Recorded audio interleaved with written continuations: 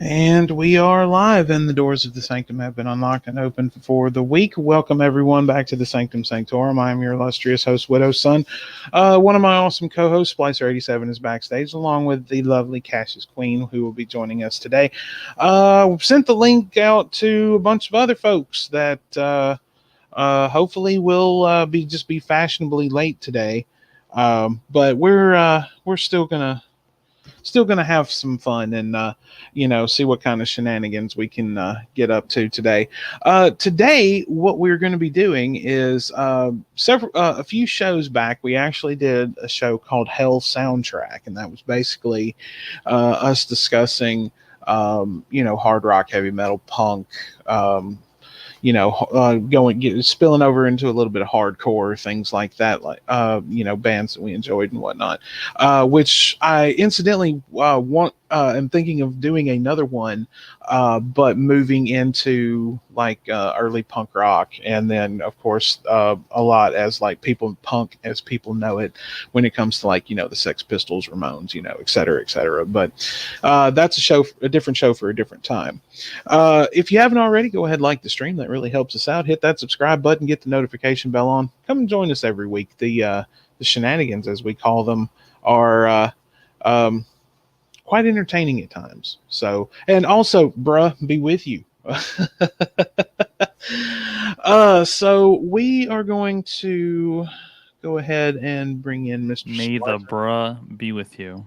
No, it's bruh be with you. We're not trying to tie Star Wars and this in together. Always Star Wars. It can't always be Star Wars.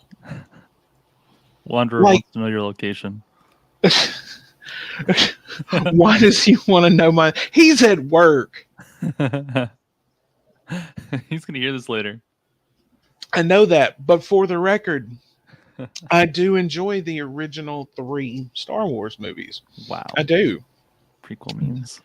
Huh? The prequel memes. It's the original trilogy, dude. It's the one that matters most. Only the originals. Lucas made the prequels too, right? I understand that, but the original 3 are the best 3 out of everything that they've ever done. Yeah, we know this. So that's where I get off the bus. Actually, I have a question for you. Have you seen the Disney stuff? No, because I don't watch. Number one, I don't have Disney Plus, and number 2, I'm not going to give them my money. I would at least pirate Rogue One. Dude, it's been the last Star Wars movie that I saw was Revenge of the Sith, or not the parts 1, 2, and 3. Yeah. I haven't really watched anything after that. Revenge of the Sith, you're like, nope. Some in theaters. Yeah. You didn't watch them any time after that. Several years ago. Okay. And plus, I honestly, the thing that pissed me off was they killed Darth Maul, and I was not happy about that because Darth Maul was a badass. But he didn't die. Well, I'm talking about in what they call Episode 1, he did. Yeah, but he survived. Okay. I mean, we're not getting into Clone Wars TV show. No, we're not taking this entire damn show to debate Star Wars, especially because I haven't watched a whole lot of the newer stuff show for Star Wars. You know what? I'm gonna bring the lady in here because welcome. Hello, Cassid Love. Hello, dears. How are you? Apparently, I don't watch enough Star Wars for some reason. Because I'm going to borrow my sister's Disney Plus. Dude, even if I had it, I probably still wouldn't touch Star Wars. I'm sure there's a lot of other things on there that I have watched from Disney back in the day before they tried to get their grubby little hands on everything. Did you own Netflix? And, huh? Did you own Netflix or do you have Netflix? I have Netflix, yes. So you had the opportunity for like 6 years to watch the Clone Wars on Netflix. I guess. Years. I guess. Bro. It doesn't, dude. I'm telling you, when I go on Netflix, I'm looking for older movies that I haven't seen in years. I'm looking for like cult classics, Hot nostalgia. horror. You know, that's the stuff that I want to watch. That's like fair. Cash and I actually we were talking. It was me, her, and Vila, and we were talking about. And I found the new trailer for the 5th season of Cobra Kai coming up in September, which I'm really excited about. That show is absolutely great. I've enjoyed every season of it. I'm surprised that Netflix hasn't canceled it at this point, because as we all know, look, Netflix loves to fuck with people. Like when they bought, like they kept buying like all the rights to these shows that were on network television and would get canceled, and then they would try to reboot them, and then sometimes they'd pretty much fuck them up. Just get ruined, yeah. I still haven't finished Lucifer, and I hate that because I actually was enjoying Lucifer. It's a good show. I finished it. I would love to go back and watch House again. But right now, you can laugh at me all you want, but I've been going back and watching True Blood again. Hey, dude, True Blood's good. I'm not laughing. Yeah, it is. Yeah, it's actually a really good show. Yeah. Cash, have you ever watched that? What? True Blood. No. It's about vampires. No? Wow. It's a trip. As the show progresses, like there seem like there are moments with where it kind of doesn't connect, or like there's something going on that really doesn't need to be there. There's a few cringy moments, but yeah, you can pass that. It's a good show. I watched it all the way through once with a girlfriend of mine, and then like I haven't. That was like 5 or 6 years ago, and then now that I have HBO Max, I saw it and I'm like, sure, I'll watch it from the beginning again. It was good. So, yeah, HBO Max is wild with their movie. What is it about? It's about well, initially the show is about vampires. Vampires have basically revealed themselves to actually exist, and they begin to live among, normal society. A lot of people are against it. A lot of people are for it. It's set in Louisiana, basically like in like the around Shreveport, New Orleans, the southern most part of like Mississippi, places like that. But then as the show progresses, werewolves appear, and then you have fairies, and it all makes sense once you kind of see how everything kind of meshes together. But the initial thing that it's about is vampires. I would have to go watch it. So the genres that it says on like Wikipedia is fantasy, horror, drama. And there are there's a lot of tits. There's a lot of sex. Yes, there's a. Go watch it. It's pretty insane, actually. Yeah, we're gonna get. It came out in 2008, and I was like 9 years old when I saw it for the first time. It was pretty wild. Yeah, but there's a lot of titties. I was definitely a little young to be watching that show. Yeah, Splicer's sitting there like, ooh, titties. Like that, but I probably didn't actually like understand that kind of stuff until I was like 14. I was pretty sheltered in that respect. But it's a really really good show. And if you have HBO Max, definitely go and watch it. Yeah, it's worth the time. Let's see. I don't have HBO Max. That's going to be the only place you could watch it. Then Just drop that. Damn. Just drop your Netflix subscription and get HBO instead. Netflix is falling off. You can say that all you want, but I actually still enjoy it because a lot of these. Just watch last week on Netflix. Huh? What'd you watch last week on Netflix? Let's see. What did I watch? Oh, I watched Saving Private Ryan that I hadn't seen in a long time. What else did I watch? I watched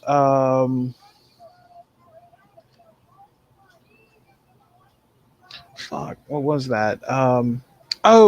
Knight Rider, the old Knight Rider series from the 80s. So I've been I'll watch a few episodes of that here and there. It's a great show, and I remember it fondly as a kid. Yeah, I did like Knight Rider. And plus, David Hasselhoff was just like awesome, as Michael Knight. And then, and I'm sorry, but he may have been in Baywatch, Big Whoop, but Knight Rider is how I see David Hasselhoff. Mm-hmm. He's Michael Knight. That's who he is. And I was watching something else. Oh, a friend of mine told me I should check out this cartoon that they do somebody does called Total Drama Island or something. Oh my god, yes. That I haven't seen that. Oh my god. So it's pretty funny. It's pretty funny. Here we go. So Total Drama Island is a Canadian animated reality show. So it's not actually like a reality show. It's totally scripted, but it functions as if it's like, Jersey Shore type stuff, but not really that. It's not to that level. It's, more kid friendly. It could be really. It could be. Like there's some like slight sexual undertones, but they're teenagers. They're like slight young teenagers. Okay, they make dirty jokes a lot, and like the Canadian version has like some fully uncensored, like not nudity, but like talking, like speeching stuff. Like they censor it for the American Cartoon Network versions. But it was a Cartoon Network show, and it was like super popular, and it's all on Netflix right now, every season. I've been watching that slowly. It's pretty entertaining. You can get into it. The first three seasons are good. Check it out. Everything after season 3 is kind of trash. Yeah, I like shows like Big Mouth and you got a lot of lurkers today. Like I see hello to all the Mouth. Lurkers. Paradise PD and stuff like that. So. It's nowhere close to as bad as Big Mouth, like in that kind of dirty stuff.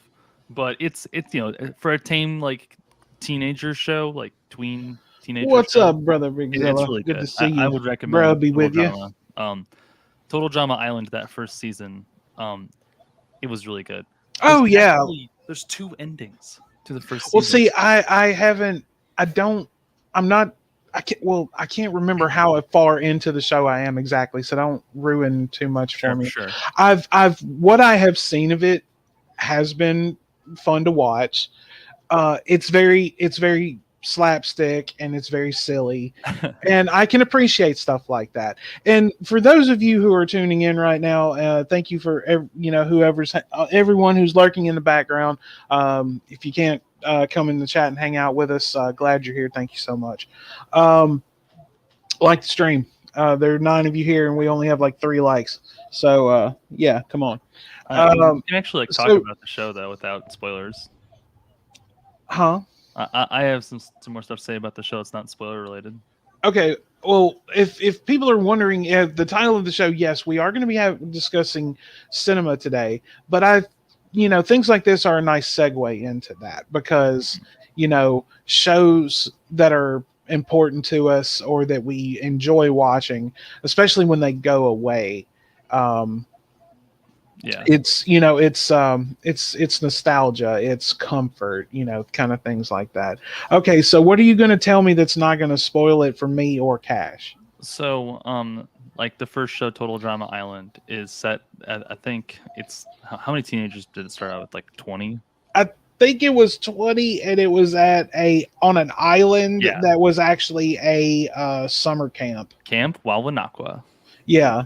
And this is like basically just a wilderness island that has like this little shitty camp on it where the teens have to, stay in their separate cabins. I believe, it was an even amount of boys and even amount of girls. They both, sleep in their own cabins. Yeah. Well, yeah, but they have them divided into like two different teams. It's the teams first. I think they like the next season. I think they do it by like genders, but basically it's a totally set script, but it acts like it's gonna be like they have daily challenges and stuff. So they'll have a reward challenge which will help them or not, possibly in the main challenge where someone can get eliminated. So it's Survivor basically. It's a cartoon Survivor. It's cartoon Survivor. That's basically exactly what it is. But as the days go on, you lose cast members, but they show up later in other seasons or other things like that far in the future. It's not really that important, but you learn about these characters as they go on, and there's humongous character arcs. Right. And, you learn a lot about Chris McLean, the host of the show, and he's. Oh, look, my mentor is lurking in the shadows, and thank you for catching that bot, sir. Folks, if you don't already, my YouTube mentor here, Sir Hatman, please go and sub to his channel. He's a gentleman and a scholar, as I always call him, and it's an honor to call him my friend. So yes, please go and sub to his channel, Hatman, and his other channel, Sir Hatman, and tell him I sent you, and he will still punish you immensely because he does run hell pretty much. Well, not pretty much, he does. So yeah, but what do you think of Chris McLean so far? Well, dude, I haven't watched. Well, since I got back into True Blood, I haven't been watching it. Oh, Miss Vila is here. Cash, if you want to send Miss Vila the link, please do so. She's free to join us. You always say, "I'm sorry for interrupting you." Yeah, that's right. You better be a gentleman and a scholar. I'm gonna punch you in the face. I know. Yeah, I know. I'm pissing off with his son today. Only the deserving. But no, I'm going to get back into it. Once again, I got sucked back into True Blood, and so it's one of those shows that I can actually binge watch and not get tired of it. Supernatural. I've started that over twice.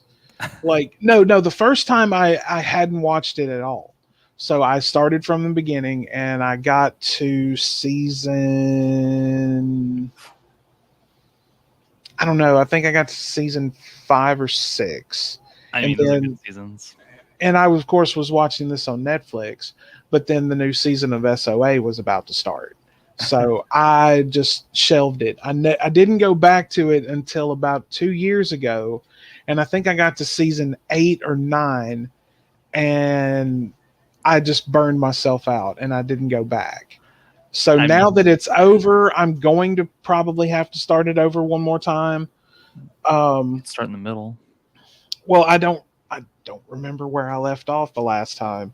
So if that happens and I don't Netflix keeps track of where you were last unless you cleared your cache on your browser. Well, I know it keeps up where you are, but as far as the story from a certain point, I don't remember what got me there. Guys, forgive me. The dog is, doing what he's infamous for. As soon as I'm live on something, he has to go outside. I will be right back. Okay. All right. No problem. And Miss Vila should be joining us here in about 10 minutes or so. But I literally have gone back and started a show over that I started years and years ago. And then I did it with Game of Thrones. I finally did get to start watching that at one point. It was at a friend of mine's house they had the seasons of it on DVD and I was finally getting into it. Well, when I had to leave and come home because I was going to spend the weekend with them, I was in the middle of season 6.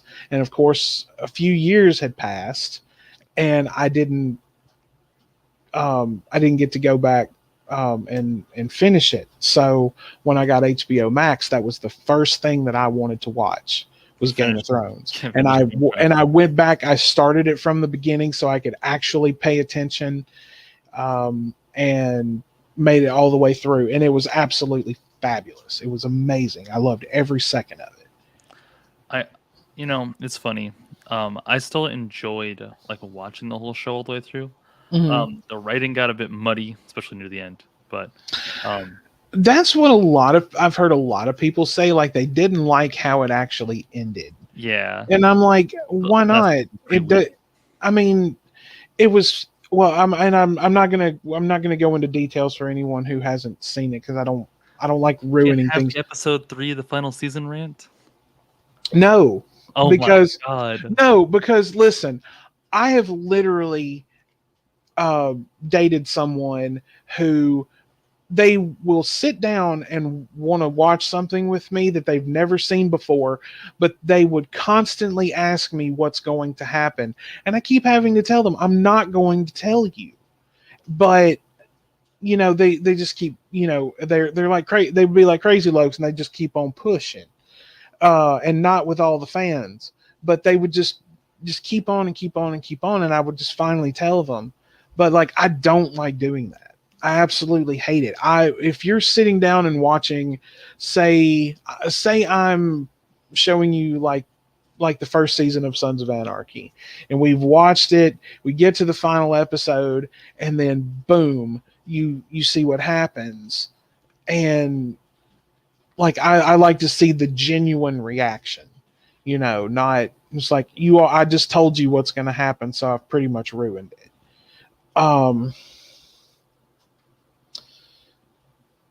But yeah, I enjoyed the ending to Game of Thrones and the prequel of it that's coming out soon.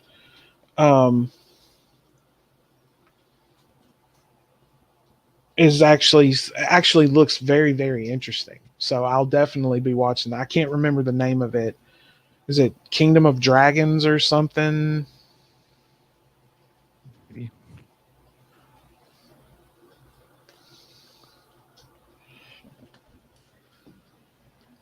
Hello? I'm gonna end up freaking sending videos to Sydney.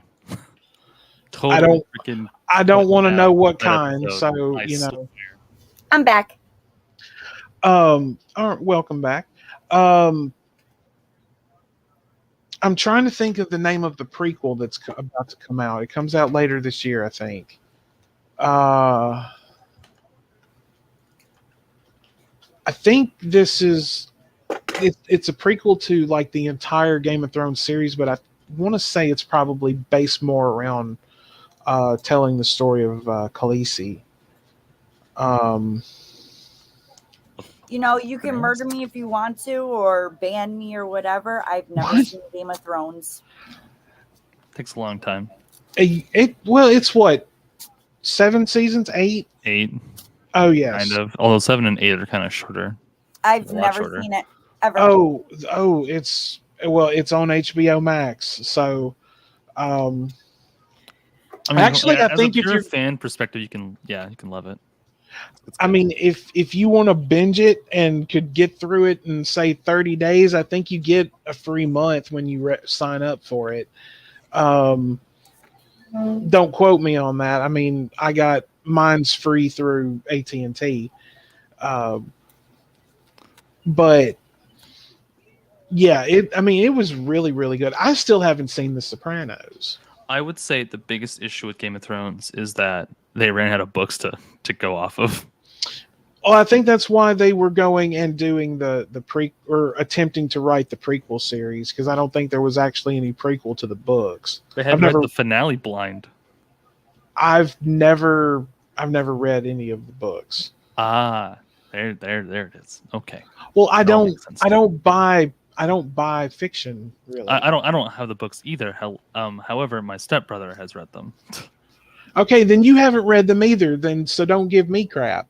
Okay, I'm gonna send you the video too. We'll talk about this later. Why are you sending me something? I don't even really want to know what it is that you are sending me, but I'm going to look at it just sheer morbid curiosity.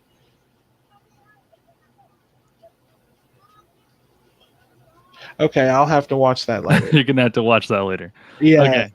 trust me. I mean, I would love for us to be able to share that and watch it right now, but I know can. that's That this man's this YouTuber is he's a guy who's about criticism. okay. Well, we don't want to show it because Cash has never watched the series. Yes, that is true. So, yeah. so Cash, yes, if you can get a free month of that, go and watch it. If you can It's totally worth it. The first, I will tell you this: I can't remember his name, but the first season has the guy who was Boromir in the Lord of the Rings movies, or in the first one anyway. And she's gone. She's muted. Are you a fan of the actress Zendaya, like from the Spider-Man movies? I haven't really watched Spider-Man, like a lot of the newer ones. Like I like the ones with Tobey Maguire. But, yeah, me too. I'm just never really. Where I'm going with this is there's a show called Euphoria on HBO Max. A friend of mine told me that I should start watching it. I think you'd like it. Okay. I really think you'd like it. It's about doing drugs, but that's not why I think you'd like it. It's pretty. What's the word? I think that there's not a better word than trippy to describe that show. Okay. Well, I mean, I could probably get behind that, but see, I'm of the mind that if it's something that like everyone all over the world is talking about, I tend to stay away from it until the new wears off. Because it's just like when True Blood came out. I was doing tech support for DirecTV, and that's all everybody at the fucking office would talk about was True Blood. And I got sick and tired of hearing about it. So I'm like, nope, not going to have anything to do with it. And then, of course, like fast forward like a decade later or a decade or two, and I'm finally going back and actually watching it. And I'm like, okay, so now I see what all the fuss was about. But it ran its course, and it's good. There you go. I may go back and watch it again later. I'm just giving you the list of shows to watch. Why? I'm sure most of them are Star Wars. It's a change of pace for this show. I'm telling you to watch things. You're telling me to watch things.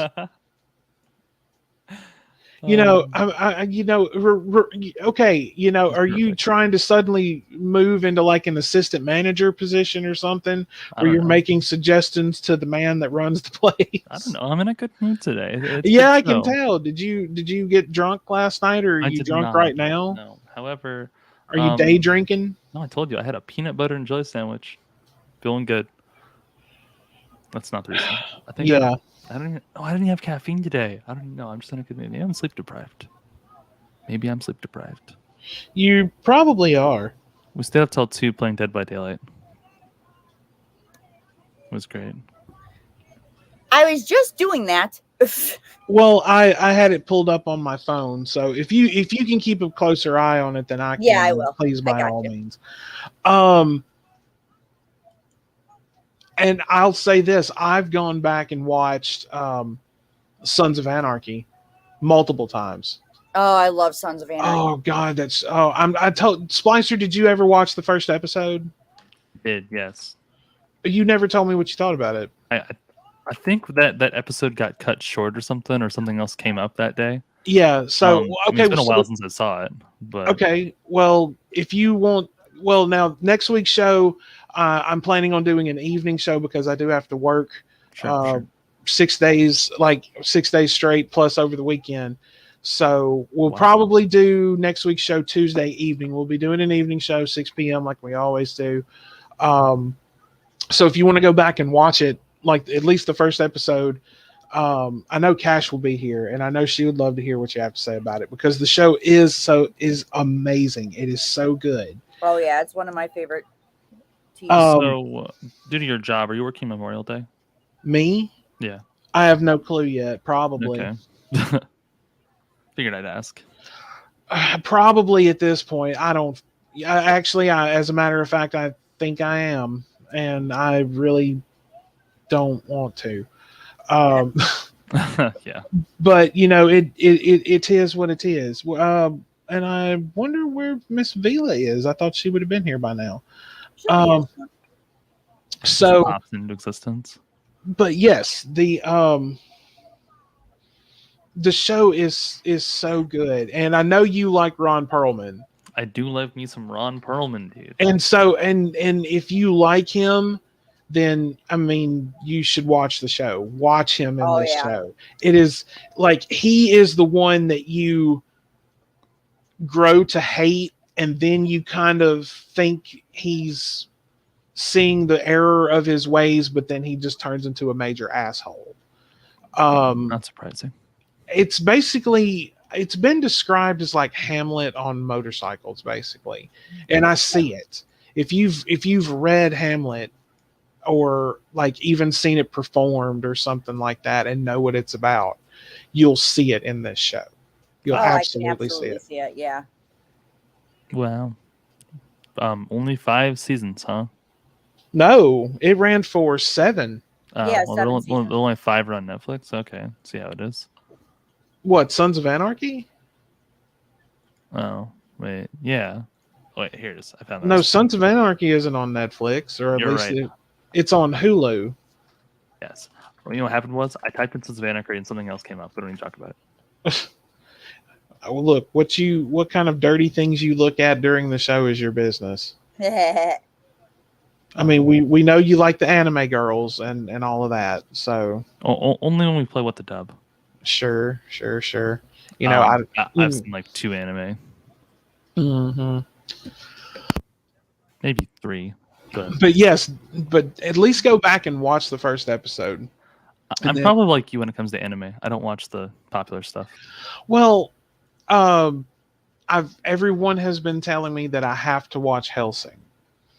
And because they're like, you're into the occult and all this other shit, you would really enjoy it. Too. Like the first thing people have told me about it, they're like, dude, since you're into the occult, you would absolutely love Hellsing. And I'm like, okay, when I get around to it. I just never really do. I really should write these names of these shows down.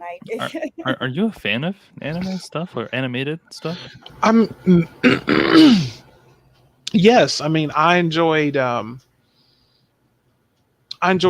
like some of the Pixar movies. Like I love the first Toy Story. Pixar mom's asses. Huh? Pixar mom asses. Okay. Okay, so it's Hellsing. What was that other one you guys were talking about? There's a couple of them. I think I mentioned I'd watched some Death Note at one point, which if I'm going to watch that, I'm going to have to I've start already Talking about Total Drama. I've already seen Total Drama Island. That's the first season. It's on Netflix. What else? Well, I'm sure she has Netflix because she watches Cobra Kai. Yeah. What else was there? You said True Blood. Yeah, True Blood, but you have to have HBO Max for that. I'll figure it out how to get that. Game of Thrones. Game of Thrones. Oh, We can add Euphoria to your list. Well, I mean, I'll get to Euphoria at some point, I guess. Actually, one show that I started a long time ago, and once one season ended, I didn't pick back up on the show because I think once again, Sons of Anarchy, the final season was about to start, and that was Empire. Because I wasn't a huge fan of Empire. No, the earlier seasons of it were really good. I enjoyed those because I like what's his name, Terrence Howard. Which I'm sure pretty much everybody should know who he is. Hang on. Interesting. I pulled up Google Images for Empire. It's an interesting show, and I like Terrence Howard. He was amazing in Hustle and Flow, and if you've never seen that movie, I highly recommend it. And Cash, have you seen that before? Yes. Amazing movie. And Terrence Howard is the one who's actually like rapping in that movie. Like that's all him. But the movie itself is really good. So Splicer, obviously you've never seen it, probably never heard of it. So yes, you should definitely check out Hustle and Flow. Yeah. I add to the list of movies that I have at the top of my screen. I know it's hard out here for. Yeah, if you guys don't know, I have all of Widow's Son's movies, the Wikipedia pages for them on my bookmarks bar at the top of the screen. He had to make like a separate column for all of them. I put them in a folder. There you go. That's even better.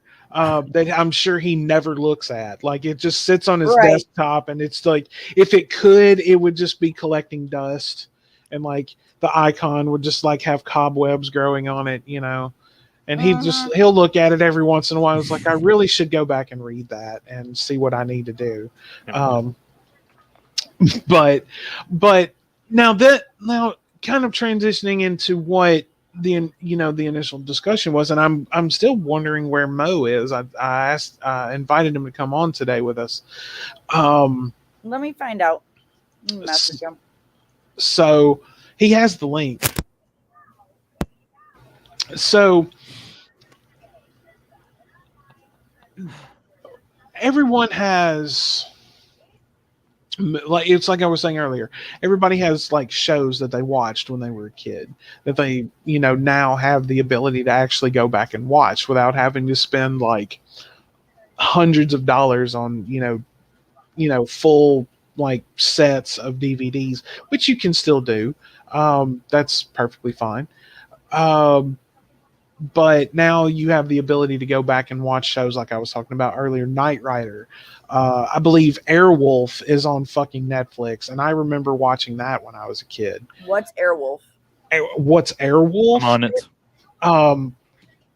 It was a show in the 80s starring Ernest Borgnine, and it was about this helicopter pilot and I believe his son, and what they fly around. The helicopter is called Airwolf, and basically it's like I think it's like a military, like a special military grade. Looks pretty sick, not gonna lie. So I will let Splicer do. Pull it up when he did the Google foo, and we will let him just pull up the wiki and read it. Let me do that. I was just looking up the picture. Oh, I thought you. Well, I mean, we can show the Airwolf. We can do that. Yeah, I was going to show just the Airwolf. We don't have to go too far into detail. Well, she asked what the show was about, and I thought you were going to pull that up. I think you covered in your synopsis. For the most part. This is why I don't pay Splicer. Is it like I'm on it. It's kind of like an action show. Airplane version of Knight Rider? I don't know if I would go that far. I don't. Share my screen when ready. That's. Is that a picture of it? Yeah, that's the Airwolf. Haha. There we go. Interesting. This is literally a screenshot from a YouTube video. A thumbnail. Oh, okay. Yeah, just someone's thing. Nice. Airwolf, Wikipedia. An American military drama television series that centers on a high-technology military helicopter codenamed Airwolf and its crew. The show follows them as they undertake various exotic missions, many involving espionage with Cold War themes. And created by this guy, main cast of Jan Michael Vincent, Ernest Borgnine, and Alex Cord, with Jean Bruce Scott added as a regular in seasons 2 and 3. Okay, it has 4 seasons. I was about to say it didn't run for very long. But it was a good show. I remember it. I remember watching it as a kid. But now this all kind of also spills into things going into movies. We all have movies that are comforting to us, or that we just we can watch it a million times and never get sick of it. Things like that. So, Speed Racer movie. You're right. Say again. The Speed Racer movie. Didn't watch it. But we all have those, and so the main idea about today's show was basically us. And I figured that we would have a few more people here than we do right now, but we go. I wanted us to go around and name a movie that we enjoy, or something that has an impact for us, and we just discuss them. So we'll definitely let Splicer go last, because I know he has to think about these things. Thank you. But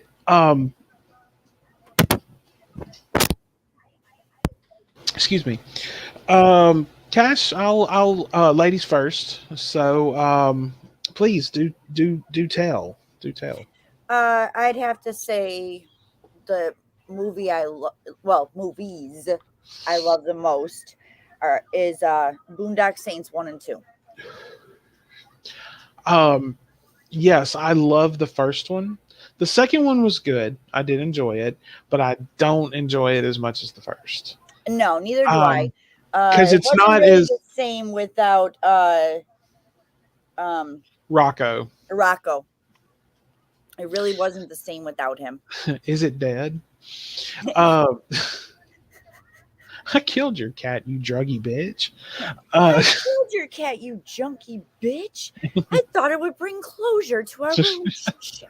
I can't go out and buy a pack of smokes without running into 9 guys, you fucked.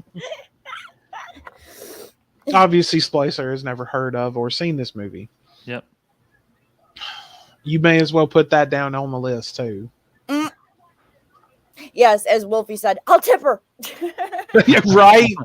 What do you think you're doing? I'll tip her. Bro. I mean, I liked the Goofy movie, Wolf. I'm telling you, that was some of the best. Oh, God. I love it. I love it. I love everything about the movies. Oh, absolutely. And it's an intense, and it is an intense movie. And I know Splicer likes to go back or go and read up on the movies I tell him to watch, because he likes to ruin it for himself. I swear he's a glutton for punishment. So it's a movie that holds your attention. Like, I remember I had never heard of the movie, and I was working at Hot Topic, and we started getting around St. Patrick's Day, we started getting in a bunch of stuff about the Boondock Saints. And I'm like, what is this? And so my boss heard me say that. And he's like, you've never seen this movie? I'm like, no, I've never heard of it. He said, find the nearest copy of it that you can and go home and watch it. And he said, trust me, you'll love it. So I did. After work, I had to actually go to Walmart, and I found a copy of it, and I bought it. I took it home, and I watched it. I went to work the next day, and I bought a fucking Boondock Saints shirt. I said, I absolutely love this movie. And it's incredible. Yes. And Norman Reedus does such a fucking good job in it. Young Norman Reedus, actually. Younger Norman Reedus. And Sean Patrick Flannery. Oh yeah. I dare to say that there may be a rumor or two floating around about a possible third. They said that it was going to come out. It was supposed to come out 2 years ago. But still no sight of it. Delays. Yeah. So, Splicer, if you want to pull up the Wikipedia page about it and read it to the folks and the bros and the family and the friends. Again, I was busy looking up my stuff. Oh, he can't stay off the porn, folks. He can't stay off. Totally. So, we have a Heretic in the Hills. Heretic? Oh, Heretic, yes. Heretic in the Hills. Hello, widow's son with a lightning bolt. Indeed. She's someone I've known for a very, very long time. but yes, if Splicer wants to pull up the thing with the stuff and the things on it, whatever that is, I wasn't listening. Of course you weren't. I was looking up Norman Reedus movies. I'm sorry. Oh well, Norman Reedus has been in a lot of great movies. As a matter of fact, Walking Dead. Yeah, he was or not Earl, but Captain Crossbow. Yeah. Yeah. I watched the first 3 seasons of that. I'm gonna have to go, but I haven't seen the end of it, and I've actually been just wanting to go back and start it from the beginning. Have you heard of his games? He's in a few games. I've heard that, but I'm not sure. He was in a Walking Dead video game, like he voice acted for it. Oh yeah. Yeah, and then he was in a canceled project called PT, which is it was like a Konami thing, and it was by Hideo Kojima, you know, the guy who makes all the Metal Gear Solid games. Yeah. And then he starred in Death Stranding. Do you know about that game?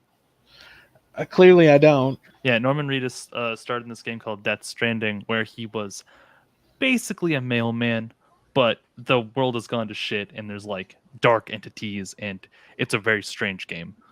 Norman Reedus actually tweeted the other day, and he confirmed that there was a sequel to What's Death up, Silent Stranding. One? Good to see you.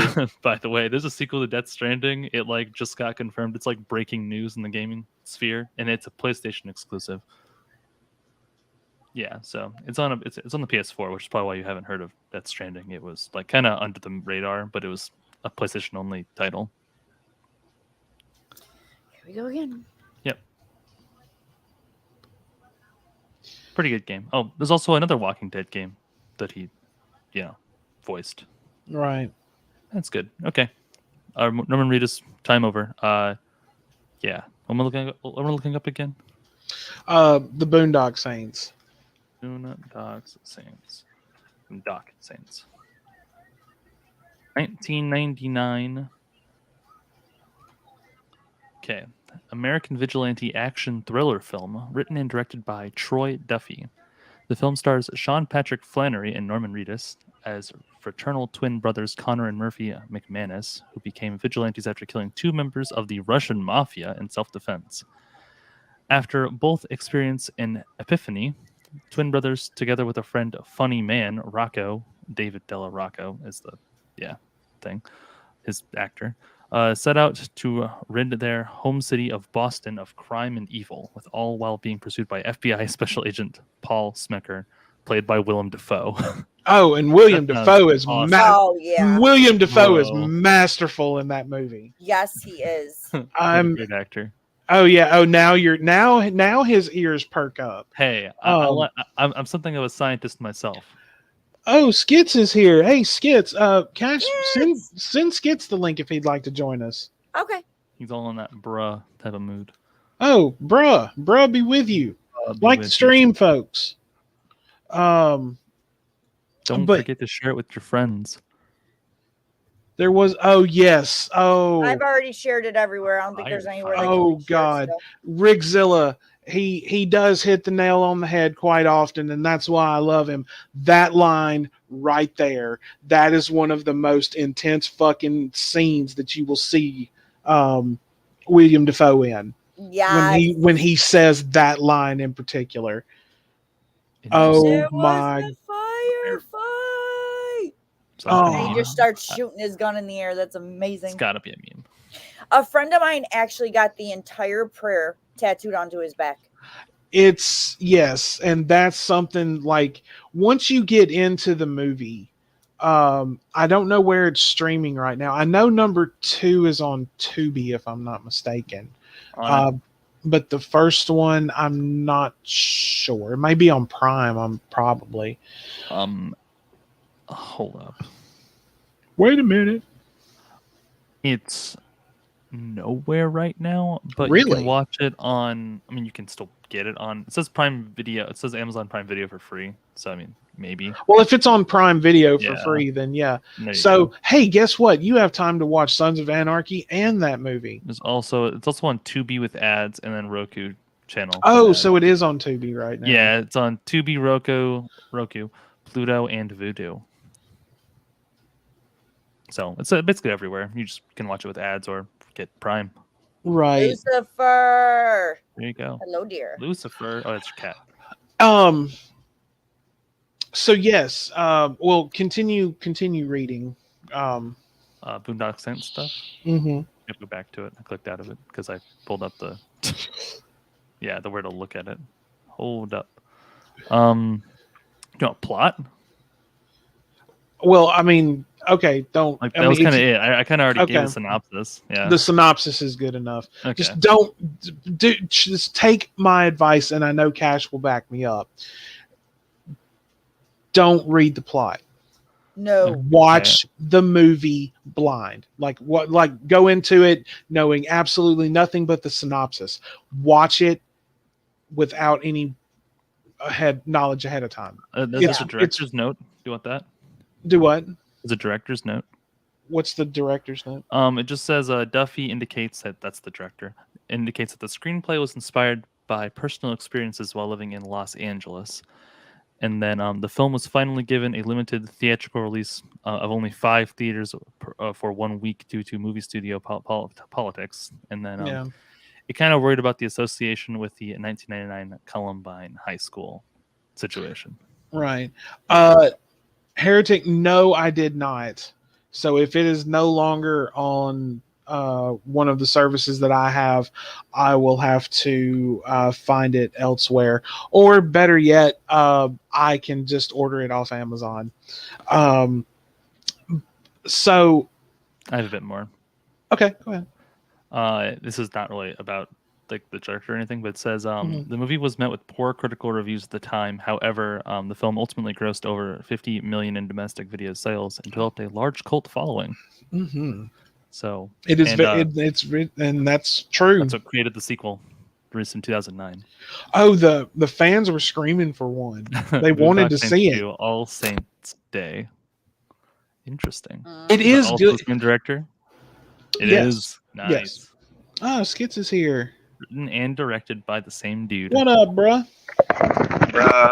Bruh. Is that my voice? Bruh.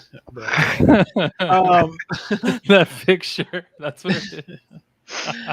So we all go a little mad sometimes. I'm going mad right now.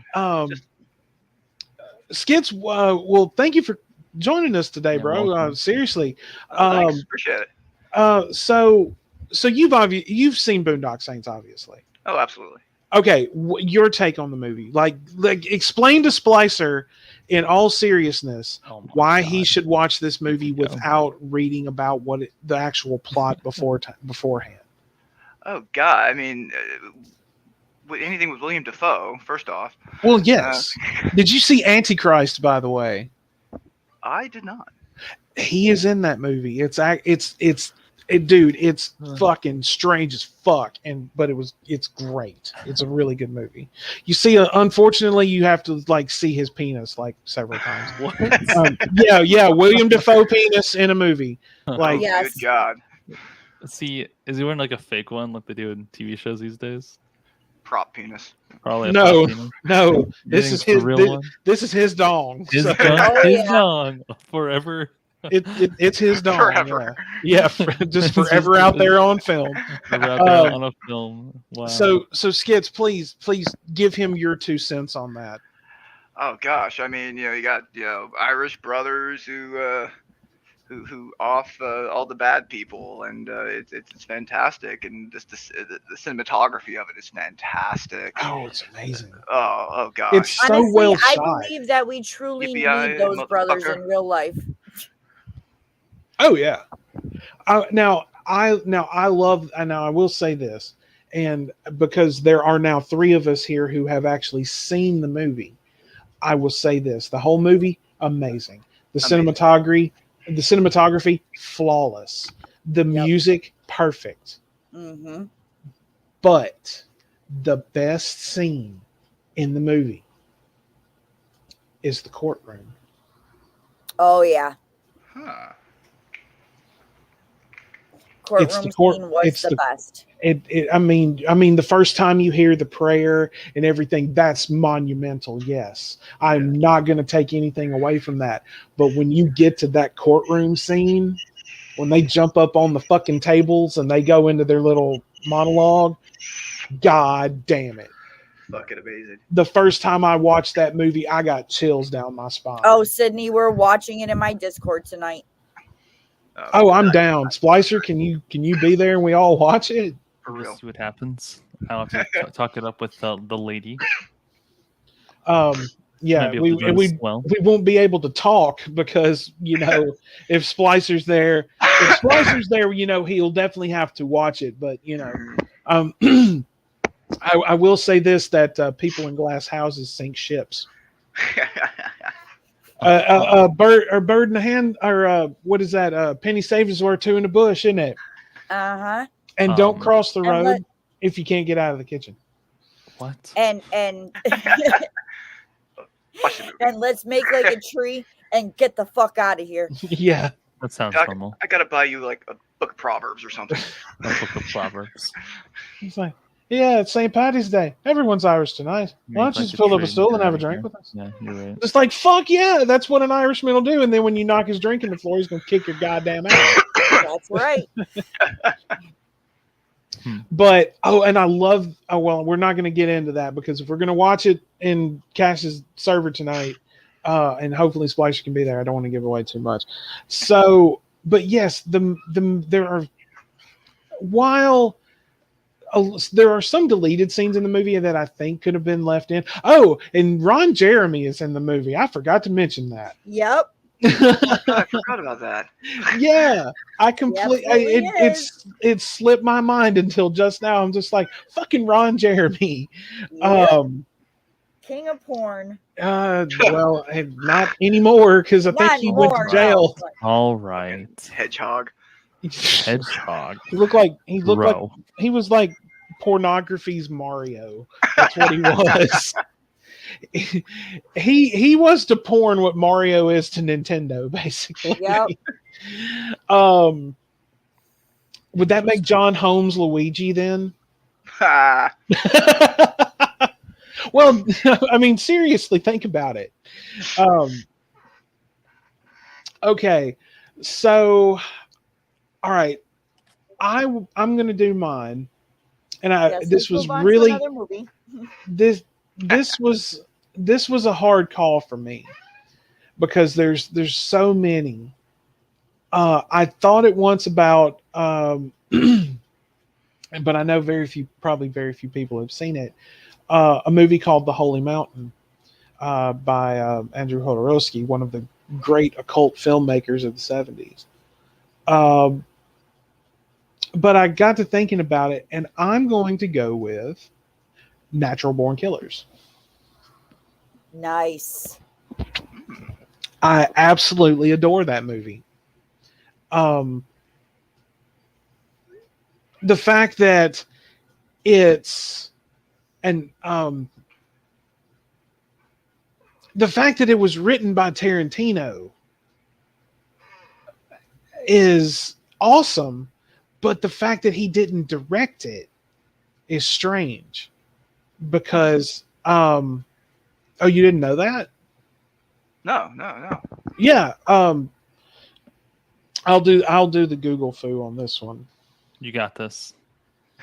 So yes. And the fucking director's name, give me a minute. Should know this. About to beat him to it.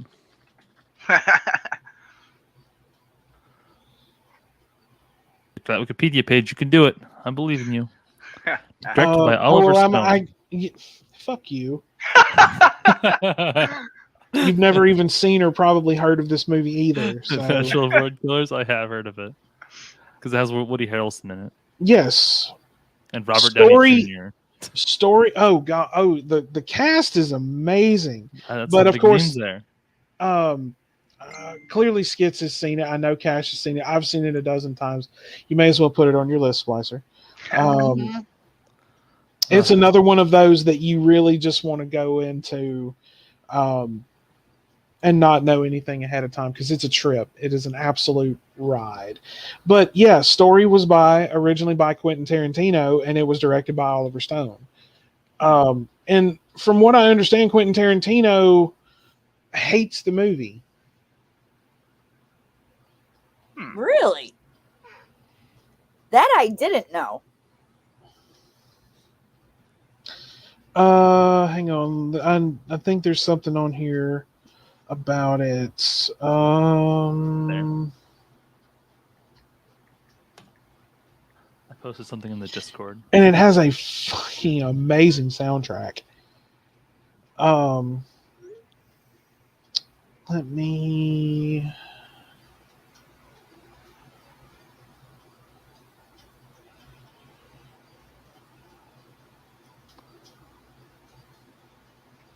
Okay, here's a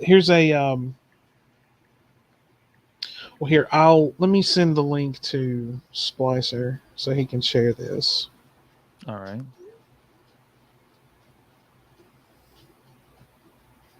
Fuck. But I can't believe that you didn't know that Tarantino didn't like the movie. No. All right, there you go.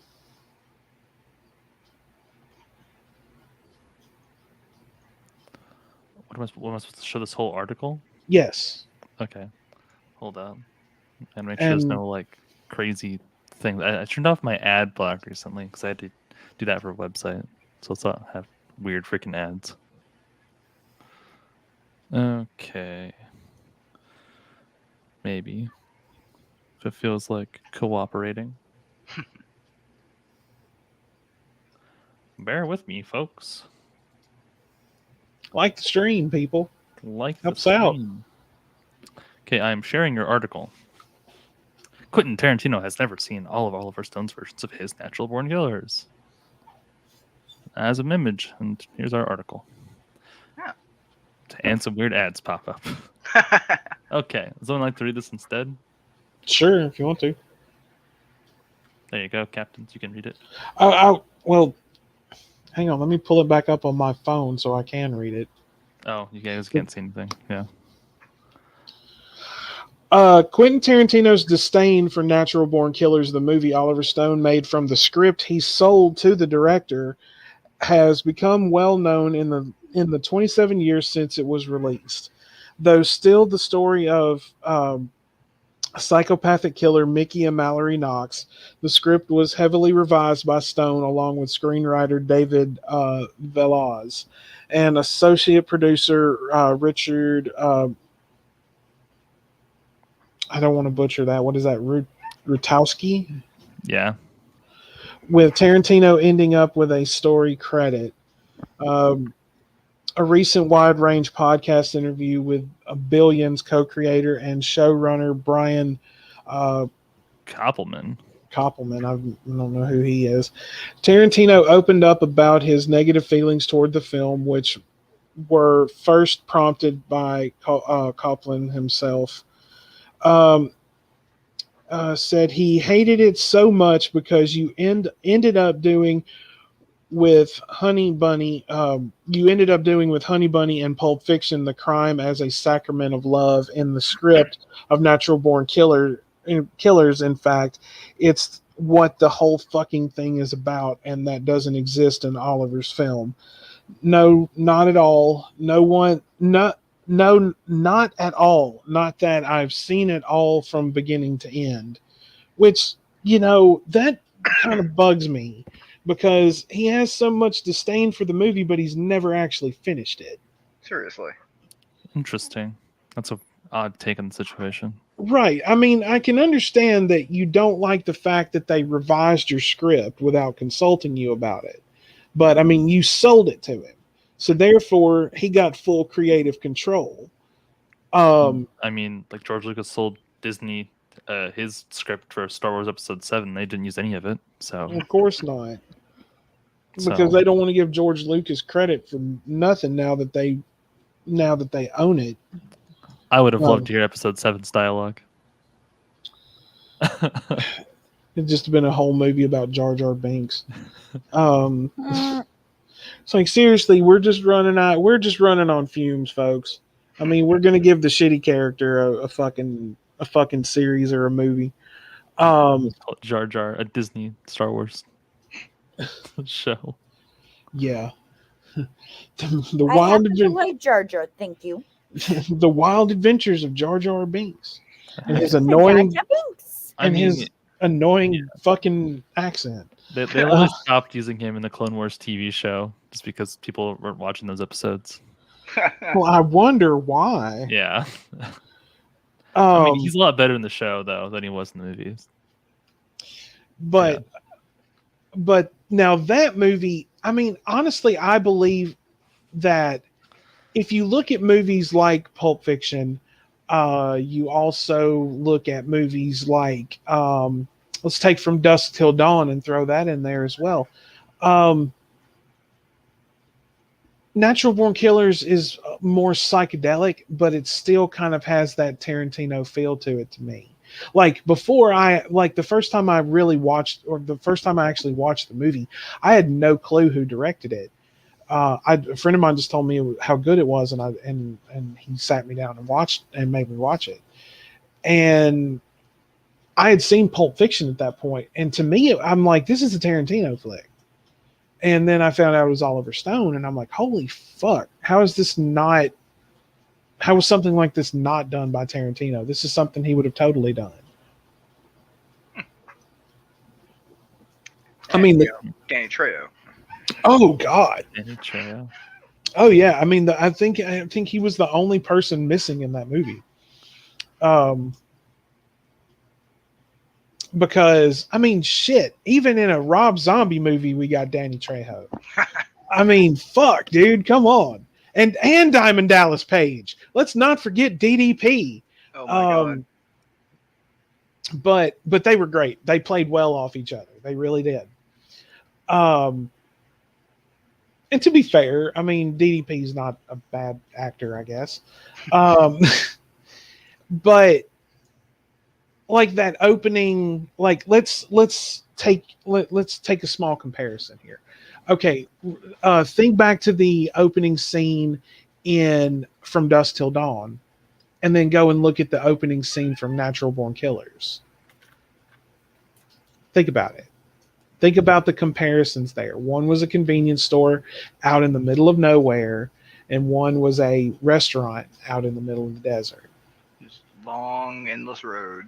Exactly. And what happens at both locations? Everyone gets killed except for two people. Interesting. Okay. And then they rob the place and they drive off into the sunset. They kill a law enforcement and they kill a cop. Think about that. A lot of eerie similarities. Mm-hmm. I guarantee you, if you go back and pay close enough attention, you can find the connections between Natural Born Killers and, Tarantino movies. It's all over the place. Hang on. I'm trying to get back through some of the comments here.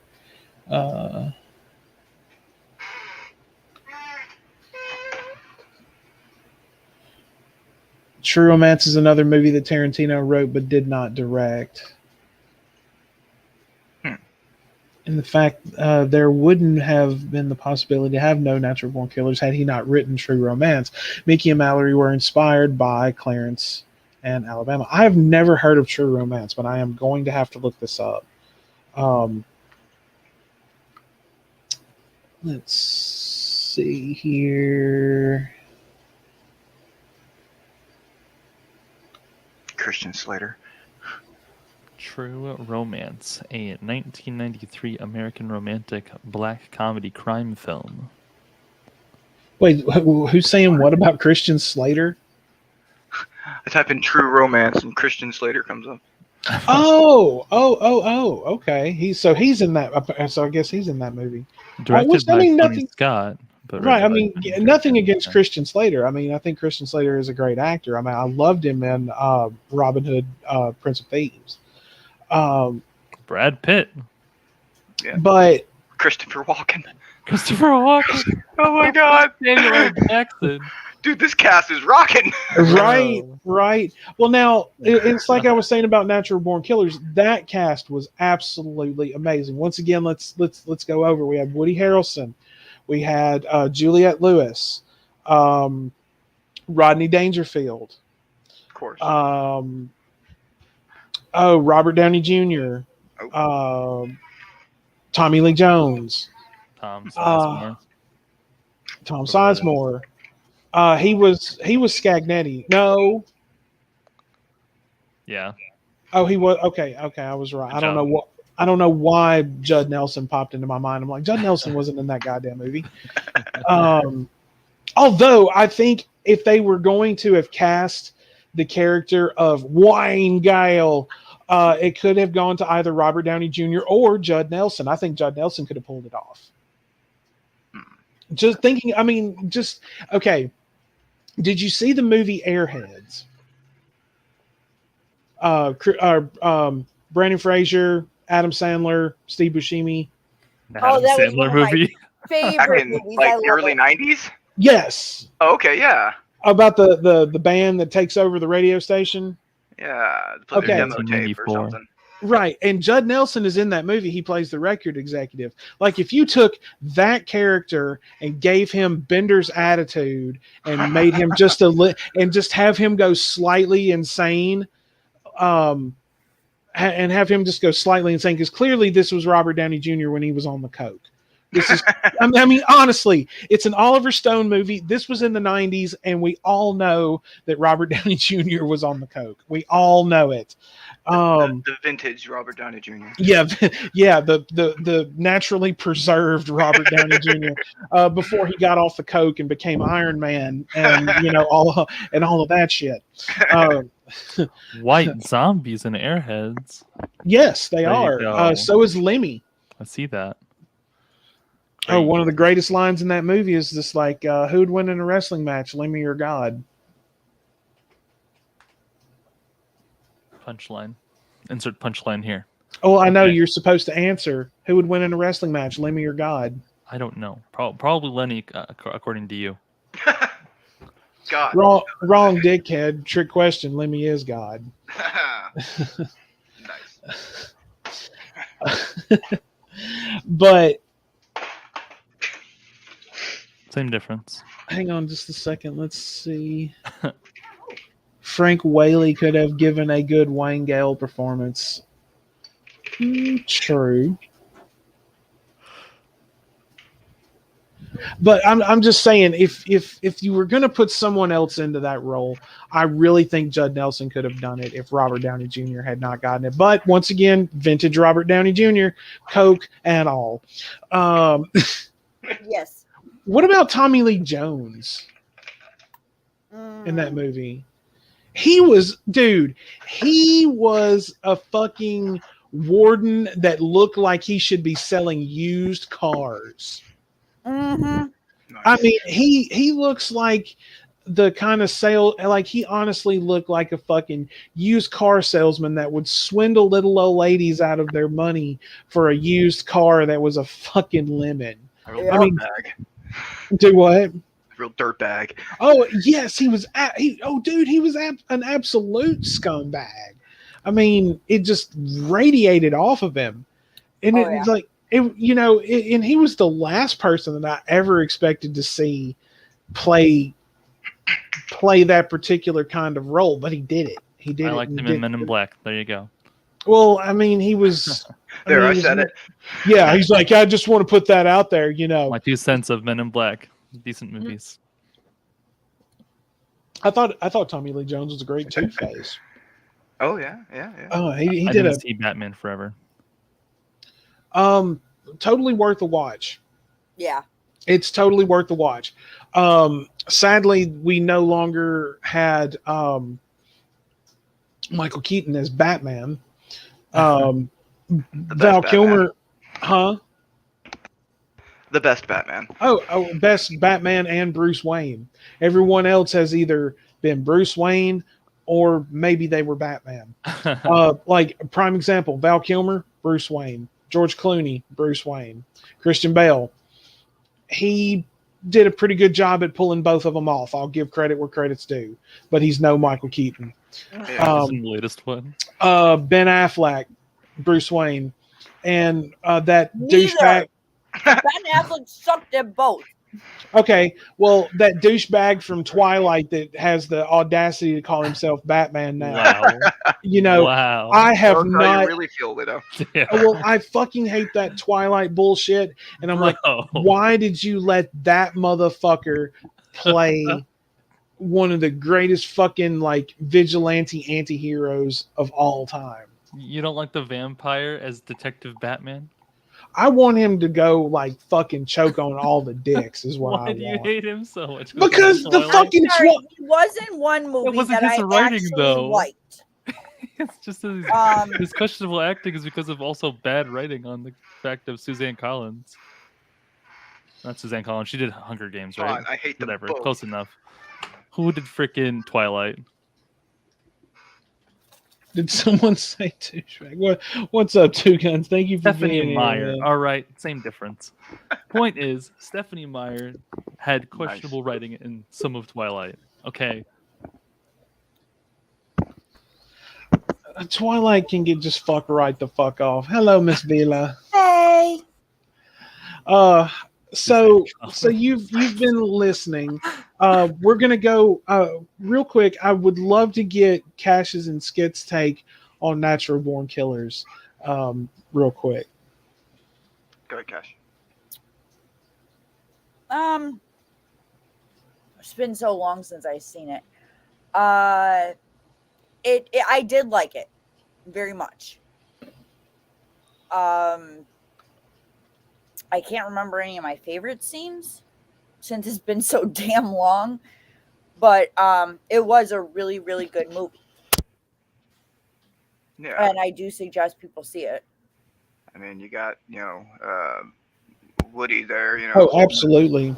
holding a big old freaking gun and God, I mean, yeah, Woody Harrelson, Robert Downey Jr., Rodney Dangerfield.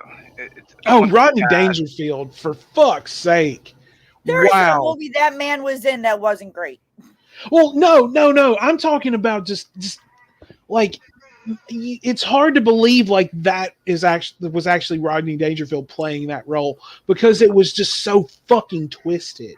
Right. Like you never expected to see. I mean, yes. I mean, he was. Let's be honest. He was a raunch comic for his time. But to see him play something so twisted like that was just mind-boggling. I'm sorry, I didn't mean to interrupt. Go ahead. No. It's yeah. Rodney Dangerfield playing what was it? Mallory's dad. Ed. Shake hands with danger. But yeah, it was just such an off role for him, but he played it so well. Oh, absolutely. Ms. Vila, now I know that you have seen the movie. What is your take on it? It's actually one of my favorite movies. I got introduced to it when I was like 19. And I think it is a good movie. I like how we the viewer actually see the abuse that Mickey and Mallory were subjected to. Mm-hmm. We see why it happened. We see why Mickey defended Mallory in that way and killed them in such a horrific way. Albeit it's almost one of the most horrific killings that they actually do. And that's why 50 Shades of Grey is garbage as well. Oh yeah, 50 Shades of Grey is disgusting. But Book was amazing. Movie sucked. I don't know. The book, all of it is bad. It portrays BDSM in such an awful way. Brother Slim stopping by to show us some love today. Everybody, if you don't already, our wonderful friends and family around here at the Sanctum, all the links in the description for their channels. Go show them some love, and we want to send a shout out to Mr. Slim here, who's doing a tattoo convention this weekend. Hope you are having said fun. He wishes he could be here, but I'm going to give you a valuable piece of advice, my brother. Don't do anything I wouldn't do, and if you do, name it after me. There you go. So, but go ahead. I'm sorry. yeah, and it shows the experts going on about how, we don't know why they did it. There's no reason that they did it. It's like, well, Amen, we know heretic. that's bullshit. Like, we know that they were abused, but all the people on the news acting like this was just loving mum and dad, and they just randomly set them on fire in bed.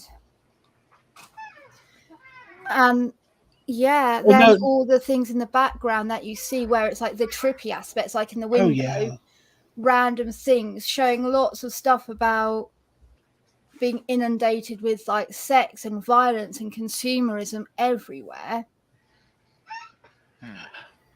Yeah, it's just really, I think it is really good cinematically. And what you were saying with the like Dusk Till Dawn, yes, at the comparisons at the end, Mickey Manilocs get away, and they go on and they have children and they're just riding around, and there's no.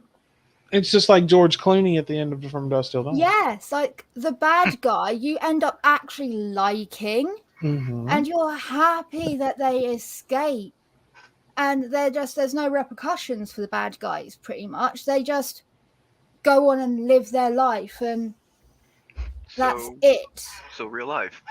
Yeah, pretty much. And I didn't think of the two being so closely comparable, but yeah, you're right. Down to such tiny little things. It's really, yeah.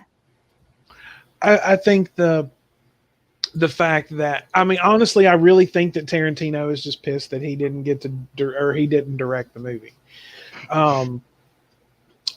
I mean, nothing against Tarantino. I think Tarantino is a brilliant director. Of course, I love Pulp Fiction. Amazing movie. I loved Inglourious Bastards. His take on that was amazing. That was what a fun movie. It was a fun movie. Killing Nazis. Nope. Be like, no, I love it when they were down in that ditch, and he's like, you might know him better by his nickname, the Bear Jew. I'm just like, what the fuck? Oh my god! And then like you just like the first time I watched the movie and I heard that, and then he comes walking out of that tunnel with that goddamn bat in his hand, and he just starts beating the shit out of that guy. I'm like, yes, I could totally get behind that. I support this. My favorite part is yes, Nazis, baseball bats, beating the shit out of them. I support this message. Actually, out of that whole movie, I liked the speaking Italian the most. Buongiorno. Buongiorno. Okay. All right. Skits, what about you? What about you? Give us a movie that has given you, life. impacted you somehow, or one that what really stands out to you. Life, man. Well, I might have to go a little dark here. Hotel Rwanda. I've never seen this. I've actually seen that movie. Neither have I. Oh my god, I watched it in school. Oh, I've not seen that. Yeah. Oh wow, I didn't realize that's an obscure reference. Deep freaking movie. Yeah. Oh, please do tell. To make a long story short, it's Hotel Rwanda is essentially about a relatively wealthy for them black man who's trying to escape the Rwanda genocide that was occurring, and with his family, and it goes into the inside of why the genocide happened and all the bodies, and it's horrible but enlightening and tragic and makes you cry, and it's quite the movie. So was this the uprising again, like where the oppressed black people were attacking white people and rich black people? Where they're like, no, it was the Suti versus Tutsi. Tutsi. It's the Hutu controlled government and the Tutsi rebels. Thank you. Okay. Yeah, and I wasn't sure it's like an apartheid kind of one or not. okay, as just some random white person who grew up in Iowa, I couldn't really tell the difference between the two like races of people because they all look the same, in that respect. But there's apparently some big difference in noses, I guess, between the two racial problems. It started with a lot of division based off of the race, white people dividing them up. Yeah, and it was it's a bunch of Europeans came into Africa, and then it's basically like what's the word, strife because of that. Anyway, the point is there was a big genocide that happened in Rwanda like not too long ago. Yeah, it happened in 1994. It lasted about 100 days, and about 800,000 Tutsis died. Heretic, if you're still around, there you go. And this movie, I mean, did it say it was based off a true story? Yeah, I think so. I think at the very end it says based on a true story. So, real quick, can anyone tell me that reference that I'm making? If you've seen this particular Stephen King movie. What was it? Moon. That pretty much spells everything. The Stand. Okay. So I have a coworker who's from Sri Lanka, and they had their own from a genocide type thing. Yeah, like around the same time actually. I think it was a bit later, like early 2000s. I think most countries have. Maybe I'll double check that. But yeah, just like a lot of those small countries. Yeah, it's horrible. But anyway, please continue to tell us about the movie. Like I said, I've never heard of this, so this definitely seems like something I would want to check out. Yeah, it was a relatively small scale movie. It was back in 2004. It was directed by a gentleman. Terry George. George, yeah. Let's see here. I'm trying to look up if it was actually based off of a true story or not. But Hotel Rwanda, yeah, the gentleman owned a hotel in Rwanda, named Hotel Rwanda, as I remember. But yeah, and that's why he was relatively wealthy, and he was trying to escape and offering bribes, and just seeing how all the destruction around him as he was trying to escape. But yeah, it's an experience. Yeah. I mean, I am intrigued to check this movie out.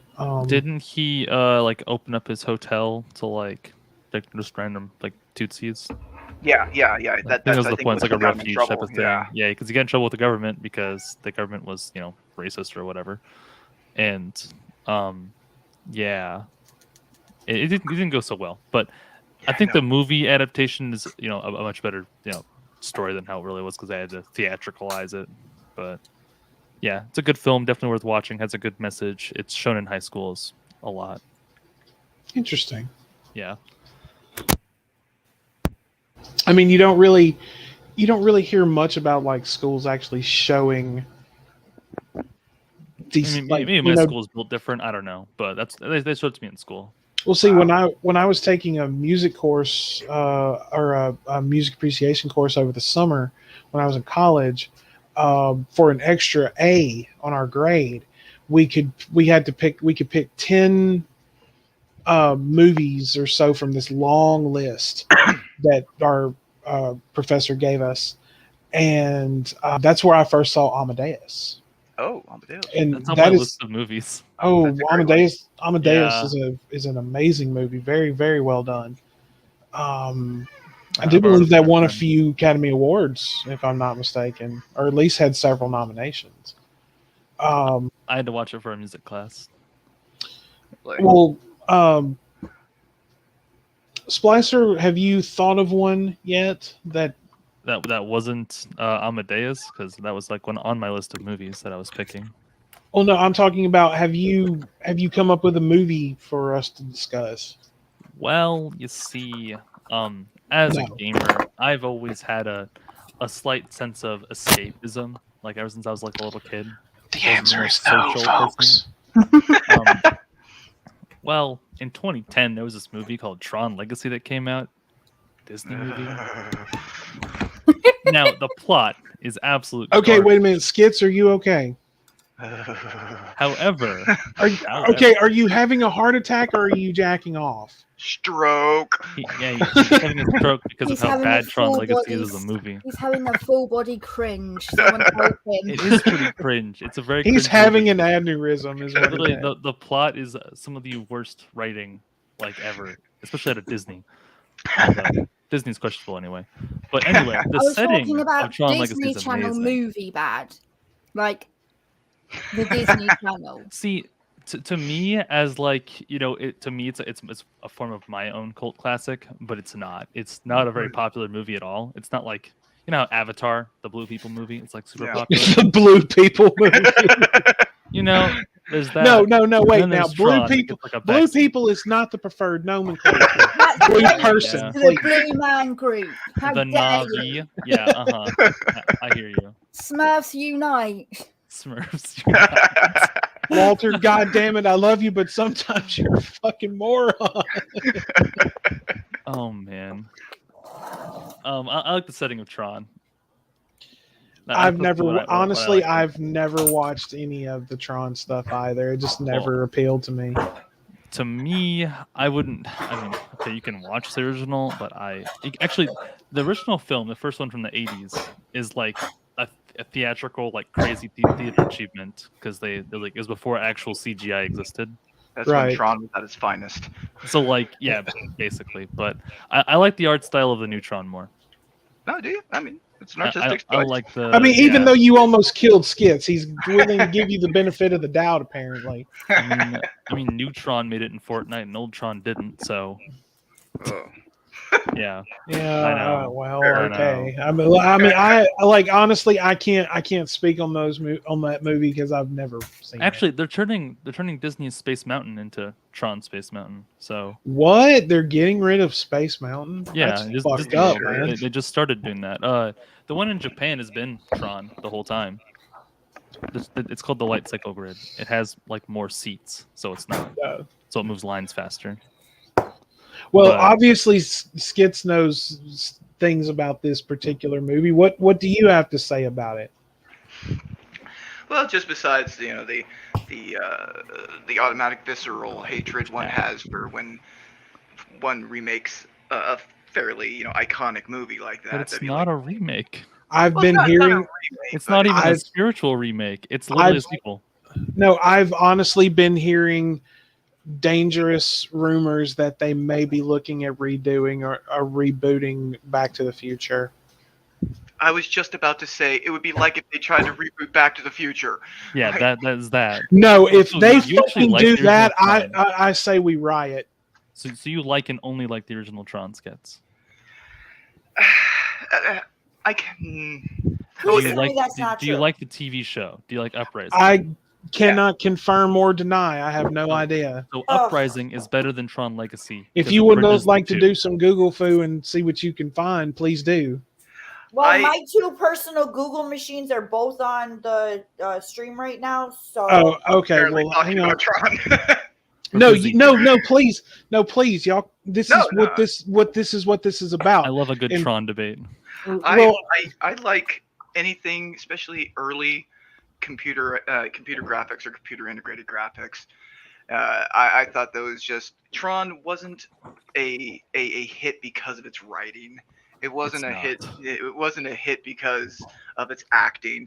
It was, as he mentioned earlier, it was a hit because it was a marvel for its time as far as cinematography. But so as soon as you take that aspect out of it, it's garbage. We can talk about the original if you'd like. Well, I mean, it's not much to the original. Okay, I have being transported into the digital realm. Real quick, I have some disturbing news, folks. Back to the Future remake confirmed on Back to the Future Day. The news that millions of Back to the Future fans had been hoping for has been confirmed, with Universal Pictures announcing a Back to the Future remake for the iconic film franchise for the summer of 2021. It never fucking happened, but they still put this fucking story out. Of course, this came out in July of 2019. Let me see here. Widow. Do what now? I said, pay attention to dates there, widow. What do you think of Jeff Bridges? Also, have you got this from the Burrard Street Journal? Oh. No, this is Sorry, good. I'm actually kind of asking Widow's son. What does Widow's son know about Jeff Bridges? Yeah, I was gonna say Jeff Bridges is in Tron, by the way. Yeah, he's like the guy. Oh, is he? Yeah. He's the main, I forgot to mention that. He's the main character in the first Tron, and he's kind of, he's the old guy. Are you trying to say like Jeff Bridges is attempting to bring out the dude in the Tron movie or what something? I'm saying is Jeff Bridges, like, he carries Tron. Yeah. He literally carries the films on his shoulders. Okay, I will make a point to go back and watch the original Tron. I will certainly do that. Okay. Like, you like Ron Perlman, and like I want you to like actually, check out SOA. Yeah, properly. You gotta watch Sons. Do not watch Mayans. It sucked. No, Mayans is actually not bad. I need to go back and get into that. I've enjoyed what I've seen. So blurry. God. All right. Well, Miss Vila, what about you?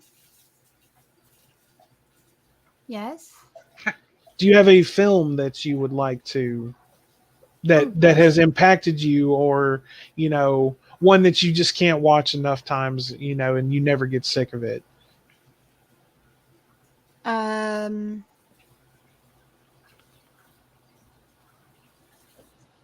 Gosh, there's a few random ones, and then others like random one is P.S. I Love You. I've heard of it. I have never seen it. I did like that movie. I've seen it once. I do like that. It's got a really nice soundtrack. It's got bands like Flogging Molly in there. It revolves around like a Irish man, like, who actually moved over from Ireland, and a woman who is basically American Irish. Her family came over, and they get married. He dies from a brain tumor, and the whole movie revolves around he has left notes and letters and things for her to help her get over the grief of losing him. Oh. And all of them end P.S. I love you. And it's just so sweet at watching her rediscovering herself and actually doing the thing that she loves. She's finally discovered her thing. And it's just a nice movie. Like, and the main song from that movie is If I Ever Leave This World Alive. Oh, it's a great song. Yeah, I had that song played at my granddad's funeral, and I cry every time I hear that song because like that song is so special to me, and I think that might be one of the reasons why the movie means a lot to me, but also the fact that I guess I empathize a lot because I have a brain tumor. It's always in the back of my head, like, shit, I might die. Like, should I do something like that? Or what? Like, weird things, weird things that go through my head. My brain's was never normal anyway. Like I said, I've heard of it. I've just never seen it. It sounds like a very intriguing film. I mean, it's a romance one at the end of the day, but well, every so often movies like that are not bad. Like if they're written properly and well done. And okay, I know you guys don't like Robert Pattinson, but a good movie that he was in is called Remember Me. Robert Pattinson. I'm Twilight, good with, dude. Oh, okay. yeah. Twilight, fuck that Sparkly dude. Vampire. Yeah, fuck that dude. A good movie that he was in is called Remember Me. Interesting. And it's about this kid who's like a major fuck up and everything like that, and he's always getting into trouble and shit, and his family's really rich and stuff, but he ends up, his dad works in the towers, the Twin Towers. Oh. And on 9/11, he just happened to be going to make up with his dad because they didn't get along for the longest time. And he was in the building when, waiting for his dad to get there when the planes hit. Jesus. Wow. But it is a really good movie. Here's a bit of a question. Okay. Do you think that any amount of acting can make up for terrible writing and or vice versa? Ooh. That's a good question. It's kind of a double-edged sword though, because I mean, you can have, because you can still have bad writing and bad acting. Yeah, but the whole thing is with Twilight, it was bad writing. No, it was bad everything. It was bad everything. There were a few good actors in it. There were a few good actors in Twilight. Yes. I mean, the only way she was not a good actress. She did not have good direction from the director. Yeah. Maybe he should have said, I know the woman in the book said to bite your lip every 3 seconds, but don't do it. Don't do it. Your lip is not adequate change to actual emotion. Look, the only way that I actually done something about that. Well, the only way that I could ever watch those movies was when they were being made fun of by the guys from rifftrax, and that girl she would just stare off into goddamn space and honestly look like she had just taken like 3 hits of sunshine acid like right before they said action.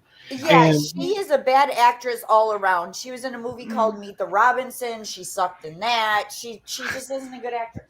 She was Snow White once too. I'm going to make an admission here. Okay. I have never read or seen any of the movies. Look, I dated a girl who was all about those movies, and I had to sit through the first 4. Jeez, I didn't know there were that many. Yeah, there's 5 movies. No. There's 5 movies. She wanted me to watch them with her, even though she had seen them hundreds of times, and I agreed. The whole time I'm sitting there, I'm just like, this better fucking pay off. This is 8 hours of my goddamn life I will never get back. There's 4 books spread out amongst 5 movies. Last book is 2 parts. Who cares? It's garbage, bro. They're just terrible. The books are terrible. The movies aren't that great. Like, the movies didn't do anything good. I really don't think they did anything good. And that's not like, there's a theory where they say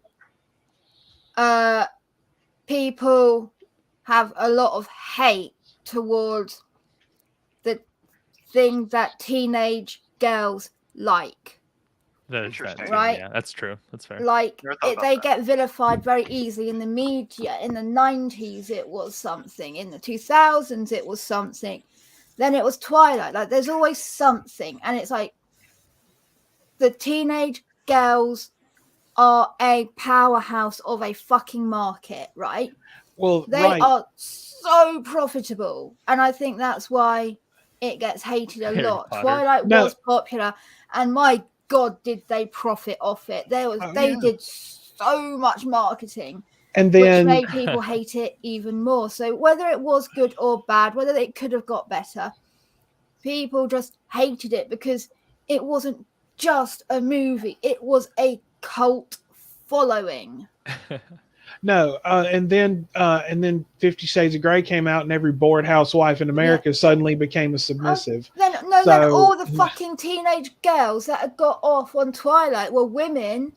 Yeah. And then they got off on 50 Shades of like perfect timing. They had it all planned out. Like, I'm telling you, the books, I loved them. Because I've always been into that whole thing, and I'm a freak and I'm twisted. But the books get BDSM so wrong. They literally portray BDSM as rape. Yeah, not so much. Yes, they do. The books ignore safe words. That's not something the movie made up. BDSM is not how that book portrayed it ever. If it is, then you're with people that are using BDSM as an excuse for abuse. You don't get your sub drunk to then go over terms. You don't ignore their saying the safe word because you know better. That's not what DOMs do. That the minute they say the safe word, that is removal of consent. Why are you Anything calling after out that William is Shatner's assault. kids? Sorry. I don't know. It's just the acting is so flawless. I just think that, I mean, honestly, why the I feel honestly, all it's just at the end of the day, it's just a money making scam, is all it is. You know what? I would have been over the moon if they released a book that was that popular that actually portrayed BDSM factually and healthily. That would have been great, but they didn't. That woman didn't even go onto BDSM sites to talk with how things are. Do you know any examples of any fiction that does portray it accurately? Yeah, that's true. Closest I'm not into the scene scene, so I The Secretary. I'm sorry? There's a movie called The Secretary. Oh, that's a great movie. Woman who becomes the personal assistant of a man, and he is a dom. Okay. And I think the first instance of it happening was fucked up, where he just spanked. She did something wrong, so he spanked her. And then it turns out like she's actually 100% into it. She likes all of it. She's at work and she's walking on all fours, delivering him memos in her mouth. She's got a saddle on her back, crawling along. Like, he's telling her how much she can eat. And it's like, you can have 3 peas and this, that, and as much mashed potato as you like. And she ends up, he's like, no, I can't do this, freaks out. And she's like, I'm not going to leave this table until you come back. And she sits there for 3 days, hands on the table, the entire time. And it becomes a national headline news and everyone's rooting for her. And they know what's going on as well. And like, he comes back and he's like, shit, okay, you're serious. Like, you're for real, man. And it shows it healthily, consensually, where they listen to each other and everything. And like, and that was made way before 50 Shades of Grey, way before Twilight. This is like a 90s movie. Yeah, it was very underground. Yeah, and like, I'm so surprised that it was able to be made, because like it's literally portraying kinky shit. Like, for fuck's sake, she's in her underwear, crawling on all fours towards him in the office. Like, that I didn't think they would allow that sort of shit in the 90s on like a normal movie. Like, this isn't porn or anything. Yes, the 90s, you're right. Jello, I sent you the link if you want to come join us, brother. But I mean, the 90s are what? Not that far from the 70s and 80s, so. Well, and going back to the original question, I mean, and Two Guns did make a good point. Good acting can make bad writing fun. Yes. Oh no, go ahead. Star Wars acting.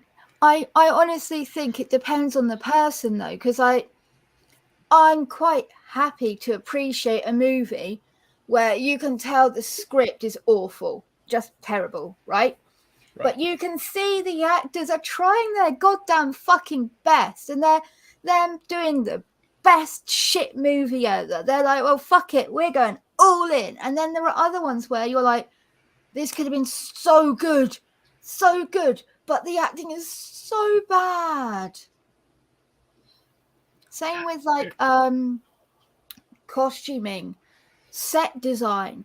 If it's a great movie but the set looks shit, it really takes you out of the experience, and you're like, well, it wasn't that great. Right. Brother Jello, good to see you, man. Yeah, you too. I really like that movie, The Secretary. I also really appreciated that they picked a homely actress to play the role. Like if they had picked a really pretty actress, it'd be kind of over the top because really pretty girl don't go in for that S&M shit. But yeah, the girl they picked was perfect because she was just enough. She was normal looking. She, like you say, she wasn't like stunner model. I wish I could say I know who she is, but her name is so fucked up. I cannot. That's Jake Gyllenhaal's sister. Oh wow! No, she was curvy as fuck, and like I just remember her hair being like proper corkscrew curls and like the proper.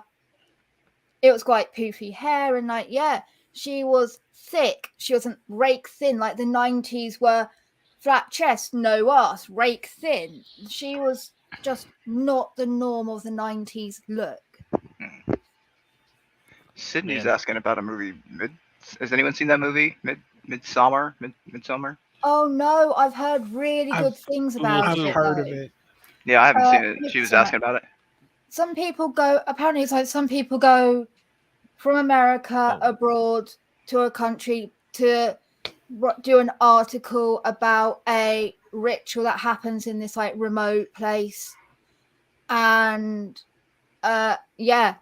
fuck shit happened. Sort of like the Wicker Man, but not the Wicker Man. Interesting. Yeah, not the bees. Not the bees. Oh, the original one is so much better. Oh so much better than the, everything is better without Nick Cage. Hey, now wait a minute. The music in the first one, the songs are amazing.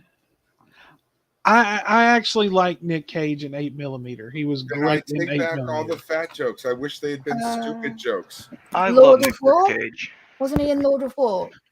Yes, he was. I don't mind great Nick Lord Cage. of War and pretty Gone in 60 Seconds. Lord of War was a good movie. I quite like agree. that. I wholeheartedly agree. Oh, okay, well, what's the beef with Nick Cage, Jello? He's the same thing in everything he does. He's not an actor. He's Nick Cage. Why mess with perfection? Exactly. Look, that's fine. Adam Sandler be like, yeah, right. Nick Cage and Ghost Rider. Okay. Oh, Touché. The worst Ghost Rider. Oh my god. Touché. I quite liked Nick Cage and Ghost Rider actually. But he just seems so out of place in it. Like with his thinning hair and like he did not look. He did not playing look like opposite. a motorcyclist, and all he did was tense his jaw up a little, and he's like, I am a motorbiker.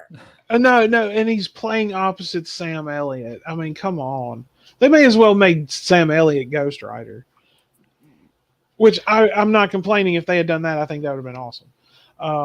But I loved him in 8mm. He was amazing in 8mm. It was so good, playing off of Joaquin Phoenix, especially. I really liked him in Gone in 60 Seconds. Like, I haven't watched that in a long time. I'm a little tired, a little wired, and I think I deserve a little appreciation. I'm a softie for Sorcerer's Apprentice. All right. What I haven't seen that. is next? There is this amazing episode of Community. If you haven't seen the show, I really recommend it. It's the funniest thing that's ever been on TV, ever. But there's this episode where one of the characters in the series goes to it's about a community college. People that go to a community college. That's why it's called Community. Eye doctor guy, right? Oh, yeah. I think he's a podiatrist, right? Ken Jeong. I think you might be right. Yeah. But yeah. He's in it. But one of the characters goes to a class about Nick Cage, and he spends a little bit too long on Nick Cage, and he sort of becomes Nick Cage. Oh no! And honestly, that is the best portrayal of Nick Cage that there has ever been. And it's not clearly not done by Nick Cage because it's, good acting. Is that? So, Cash, next is a movie where Nick Cage is a magician who is actually clairvoyant, apparently, so can see the future and shit. Oh, So okay. an actual magician? Yes, he's an actual magician. That's cool. Yeah, like Nick Cage has been like studying under David Copperfield for like behind the scenes for like the last 20 years, I've been studying this role for my whole life. See, no, his magic is so amazing. You see, when he takes those scripts, right? When he takes the movies, the role isn't actually Nick Cage. The person's meant to be entirely different, and he uses his magic to just turn his turn the character into Nick Cage. Yeah. That's how good his magic is. That's why they're all Nick Cage. That's not good acting. That's a lack of ability. You guys have heard about his own movie, right? That's why he uses his magic to do that, and that's how he keeps getting the jobs. You guys have heard of The Unbearable Weight of Massive Talent, yeah? Yeah. I've heard of The Unbearable Weight of Shiny for Christ. Oh my god. Oh god. I like how Nicolas Cage is starring in a movie about Nicolas Cage. It's a good time. Oh yes, I've heard of this, and I saw it in the theater when I went to go see whatever the last thing I saw. Point is, I saw the trailer for a movie about himself. It was hilarious. I thought you were just like, no, it's true. It's real. Like Skids is like, are you bullshitting me, Weight of Massive Talent. Amazing. I just like the fact that he tried to write off his pet octopus on his taxes. He's Bruce like, I'm Campbell did a taking movie. acting lessons from this octopus, and they're like, no, you're not. But yeah, that's It like the might have pinnacle of his helped. filmography. It's going to be his film about himself. I bet, wait, is it coming out or is it out? It's coming out this year, or maybe it's already out. I don't know. It's so going down. I'll go to the theater and watch For that. real. Bruce Campbell did a movie about himself. Yeah, I remember that one. I think it was called They Call Me Bruce. My name is Mud. It's either They Call Me Bruce or My Name is Bruce. There's two different movies. One's about this martial arts dude, and the other is Bruce Campbell. My name is Earl. Oh. Apparently it already came out. Really? Yes, it came out on April 22nd. This movie. So it's new. It's pretty new, yeah. Okay, and it's called The Weight of Success? It's called The Unbearable Weight of Massive Talent. Oh. On Pirate Bay. Don't let me down. There it is. There it is. Oh, fuck. What did you guys think? Released right alongside Sonic the Hedgehog 2. What did you guys think of Source Code? Never heard of it. And Deja Vu. No, Source Deja Code. Vu I liked. Yeah, I really Deja Vu I liked.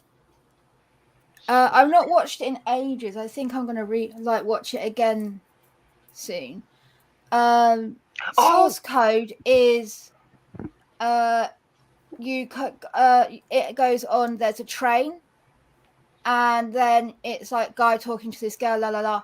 Then it gets blown up, and then you see them talking to this guy and asking him, "What did you see? What's going on?" The guy's very confused, and he keeps going back in, and he has to find out who blew the train up.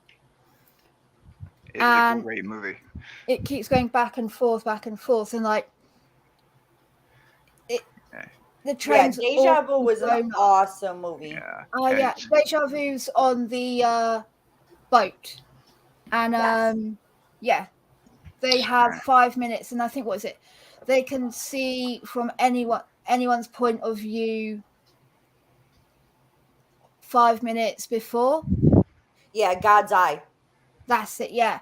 That's crazy. I think if you liked Deja Vu, you will like Source Code. The ending, the twist ending. I'm not going to fucking spoil it, but oh my god. Source Code ending, yeah, your mind explodes. Like, all right, I'll definitely do it. I'll definitely watch it. Yeah, I'll have to check those out for sure. Well, Jello, I want to ask you the same question. Like, what's a movie to you that you love that stands out, or is just once again one you can watch and never get sick of? Oh, okay. Well, those are two different questions. I mean, either or. Okay, I'll tell you a really great movie that's severely underrated and probably haven't seen it. It's called Blue Velvet. I've seen it. You have seen it? Yes, I have.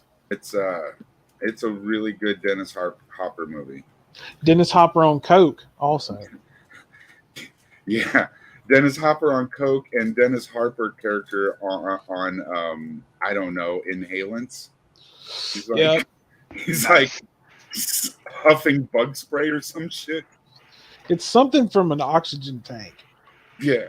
Was Val Kilmer in that movie? It was some young actor. It was either it might have been Val Kilmer. Because I thought like a long time ago, I remember like seeing a list. Anyway, yeah. Let me look. I'm looking right now. Oh, no, I don't think it's Val Kilmer. No. It's Who are you thinking of? We have Isabella, Rossellini, Kyle MacLachlan, Dennis Hopper, Laura Dern, Hope Lang, Dean Stockwell, George Dickerson, Priscilla Pointer, Francis Bay. There's your cast. Oh, the role of Jeffrey was originally offered to Val Kilmer, who turned it down. Oh.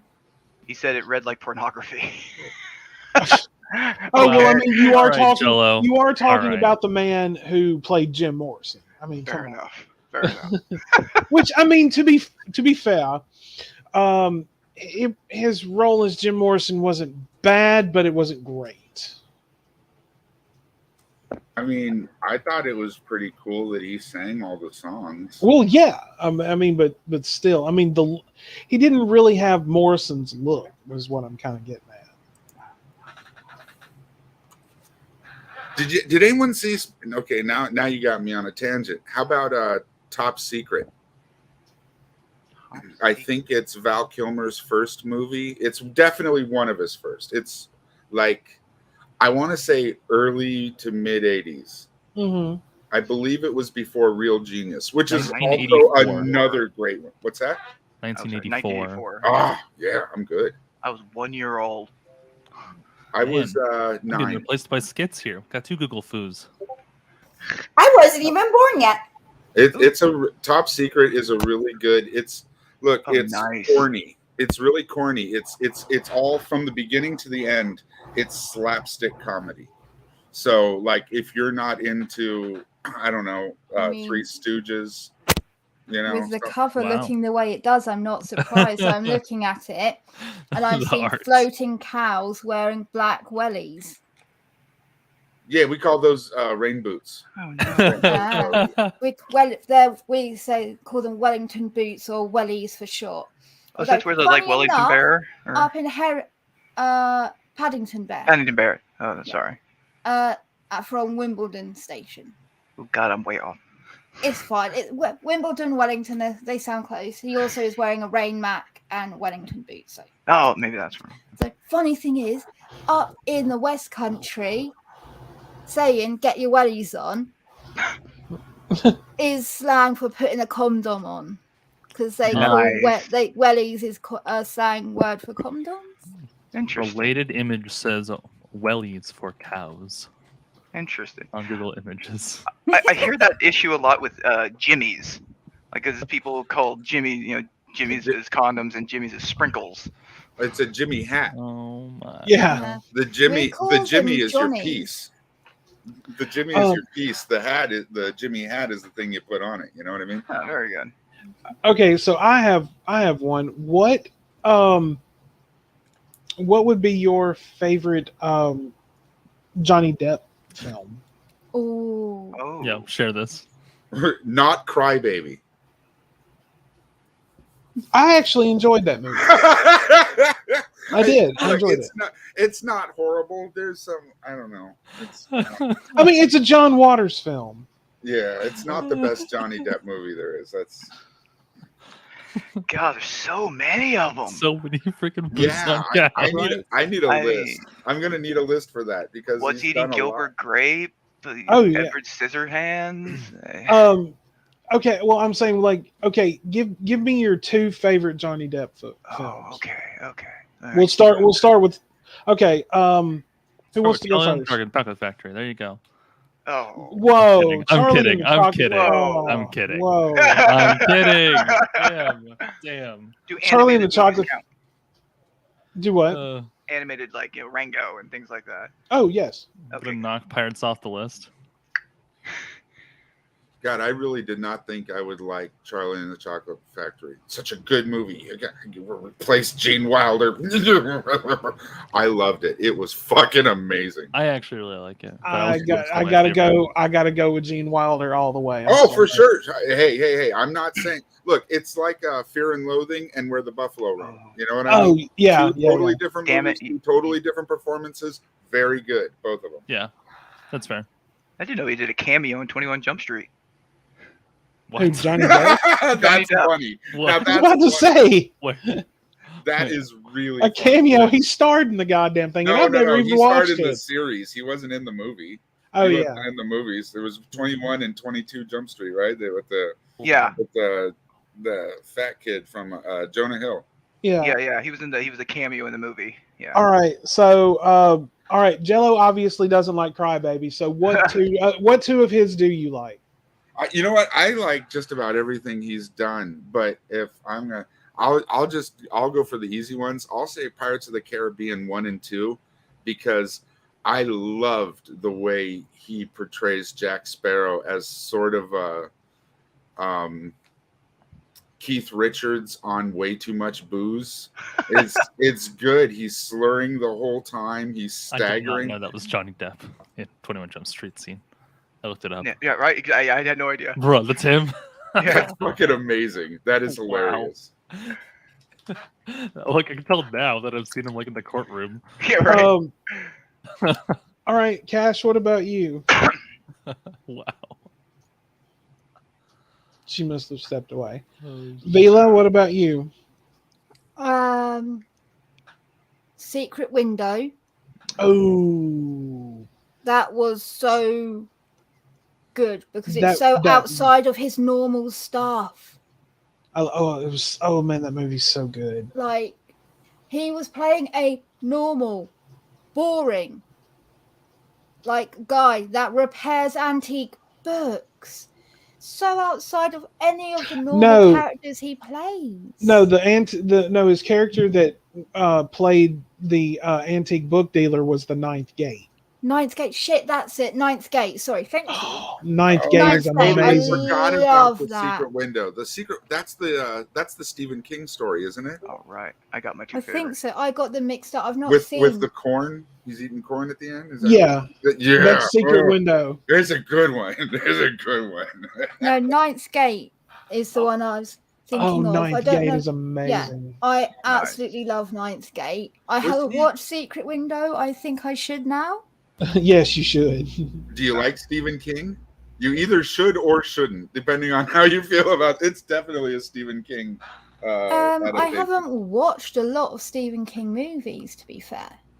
Okay, well, enjoy. Yeah, there you go. Yeah. Nice. All right. What's your second one, Bela? That's tricky.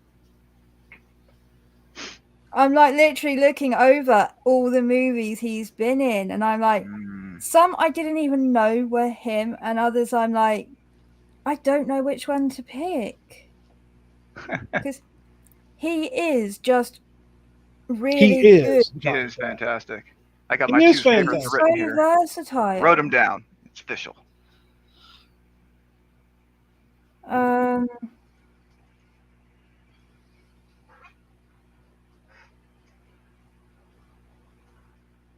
I don't know. Like, I loved him in Sleepy Hollow. All right.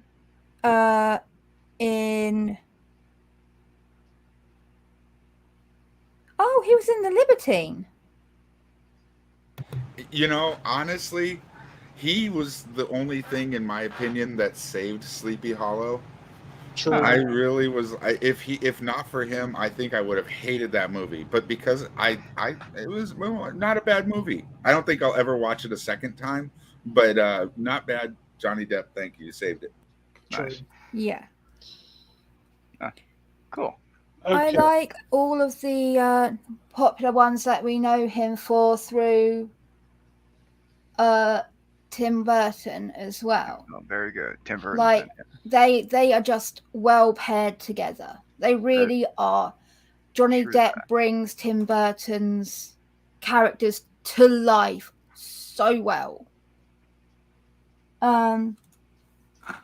Yeah. Cool. I don't know. All right. I can't think of any other ones. Like any good Amber Heard movies? Yes. God. Amber Heard and I shit the bed. What's the name of that movie he was in where he was the vampire? Dark Shadows. Yeah. What is it? Dark Shadows. Yeah, that's it. But see, that's actually. I actually like that one. Well, see that. Public And my Enemies. kids like that one too. Nice. Public Enemies. I loved him in that.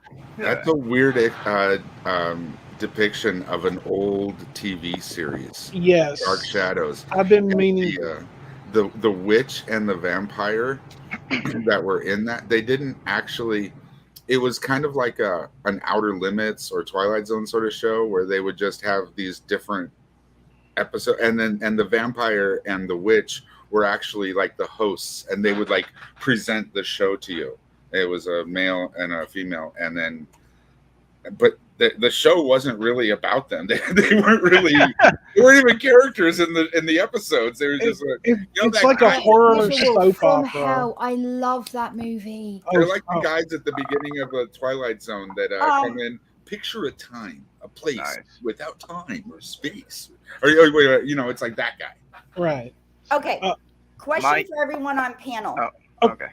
Well, good movie that was meant for kids, but is loved by adults as well. Well, let's finish the Johnny Depp thing real quick. Oh, okay. Cash, what about you? Favorite Johnny Depp movie? For favorite two, like your top two. Crybaby. I love it. I love that movie. It was great. And there's so many of them. Shut up. I love Crybaby. And there's so many of them. Nice. I don't think there's a movie that has Johnny Depp in it that I haven't liked. I actually did like him in 21 Jump Street. There you go. Such a short cameo. Yeah. It is, but he was hilarious in it. And then he died. Yes.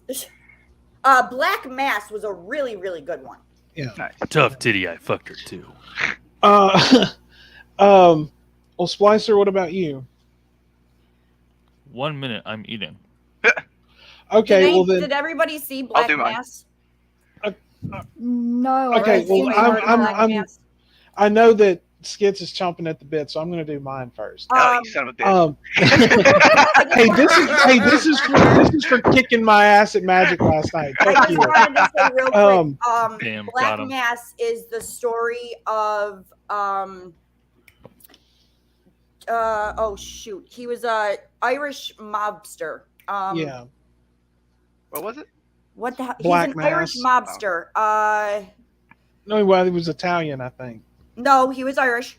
Oh, you're right. You're right. It's the story of Whitey Bulger. That's it. Yeah, it was very, very good. Yes, I loved it. Okay, so I'm going to go back a little further, and I will say Nightmare on Elm Street. Ooh, a good one. Nightmare on Elm Street's a great movie, but was he really good in it? It's one of my favorite movies with him in. Okay, yeah. No, that's totally fair. But you got to admit, he was kind of young and not a great actor then. Or he was really young. Like it wasn't. I don't know. Like I like Nightmare Before Christmas, but also I feel. No, I'm talking about Nightmare on Elm Street. Oh, Elm Street. Sorry. Do you remember the waterbed my scene God, sorry, where my the brain blood is comes not shooting up working to the ceiling? Yeah. That's Johnny Depp. Yes. Damn. And that was actually played upside down. Yeah, shot upside down. He fucking It was shot upside down. died in one of his first movies. Classic. And my second, and it's so hard, and we've named a couple already that could definitely jump in there, but I'm gonna have to go with The Ninth Gate. Oh. The Ninth Gate. The Ninth Gate is, oh my God! The first time I watched that movie, I immediately started it over. I had to watch it twice. It was so good. You just love everything occult, though. Like you're playing off a total bias. I mean, I enjoyed it with the occult referencing. Well, no, it wasn't only that, but it was also the story about it as well, like how it, like what was actually going on. It was well done. It was amazing, and the fact that they had, I'm getting an echo from somewhere. Right. I'm muted. It's not me. I think I've just realized just how many Johnny Depp movies I haven't seen. Same. But he, who was it that played Bulkin? It was it Christopher Lee? No. Like, besides Pirates and Charlie and the Chocolate Factory. Oh, okay, it's from 1999. Yeah. Who was Boris Bulkin? Let me see real quick. Maybe I should have watched that Alice in Wonderland remake. Oh. I didn't. Oh. It didn't. Frank Langella? Frank Langella was Bulkin. Yeah. Okay. But yes, that movie is it's brilliant. And yes, I do like it for the occult aspect. Absolutely. But the whole movie as a whole is great. I loved everything about it. Right. Yeah, I'm just teasing you. I don't have a problem. I know. Oh, I know. It's about Roman Polanski. Oh no, he wrote the screenplay. Yeah. Roman Polanski did. Nice. Yeah. And see, that one reason that I enjoy it so much is it was nice to see Johnny Depp take a break from Tim Burton. I mean, nothing against Tim Burton and Johnny Depp's partnership, absolutely not. But I'm just saying it was nice to see him do something not related to it. I'll be right back, guys. All right, Skits, let's hear it. Fine. All right. Two of my favorite Johnny Depp movies. It just so happen to be two of my favorite movies in total. Don't judge me. Fear and Loathing in Las Vegas. Oh, hell yeah. And Platoon. He was in Platoon? I've seen Platoon before. It's just been a long time. He was Gator Lerner. He was one of the guys, one of the soldiers. Oh, that's right. He was a real young Johnny Depp. Yeah. I think of Platoon. I think of the other guy, Sheen. Charlie Sheen. Charlie Sheen. Bro, sorry, yeah, that hurt my head. Sorry about that. Nightmare on Elm Street is his first film. Yes, Nightmare on Elm Street was his first movie. Because when you start the film and it starts going through the opening credits, it literally says, and introducing Johnny Depp. Yo. Wow. He's in Corpse Bride. Cool. Yeah, he was the voiceover in Corpse Bride. All right, that's one of my movies then. Because I love Corpse Bride. Oh, Rango was great. I love the Fear and Loathing reference they make. Right. Oh my God! The second I saw, I had to rewind it because I'm just like, oh yeah, I got to watch that again. I really enjoyed Fear and Loathing, and that says a lot compared to when you think about the battle in my mind over, where the buffalo roam, right? Because I got this idea in my mind of what Hunter S. Thompson's supposed to be, and I was like, Johnny Depp. He did a great job. He did an amazing job. So, all right, what's the other one, Skids? I did Fear and Loathing and Platoon. Oh yeah, okay. I'm sorry. Good fucking movies. Indeed. Good fucking movies. Those are two solid. This is difficult. Dude, are you still having? I mean, you sound like it's making you constipated. I'm gonna go with Rango because I like watching that in my free time when I'm bored. It's a great movie. It is a good movie. Isn't that the Western about the gecko? Yeah. Yeah. No, that was a great. That's a great movie to watch. Yeah, and I guess I don't know. There's a lot of. I guess I'll go with the Corpse Bride pick just because I love Corpse Bride. He really needs to act in a Quentin Tarantino movie. Yeah, freaking movie. Ooh. Quentin Tarantino, Johnny Depp. Yeah. Now I am curious to hear Jello's opinion about Natural Born Killers. I mean, it was great. The movie's great. The soundtrack is great.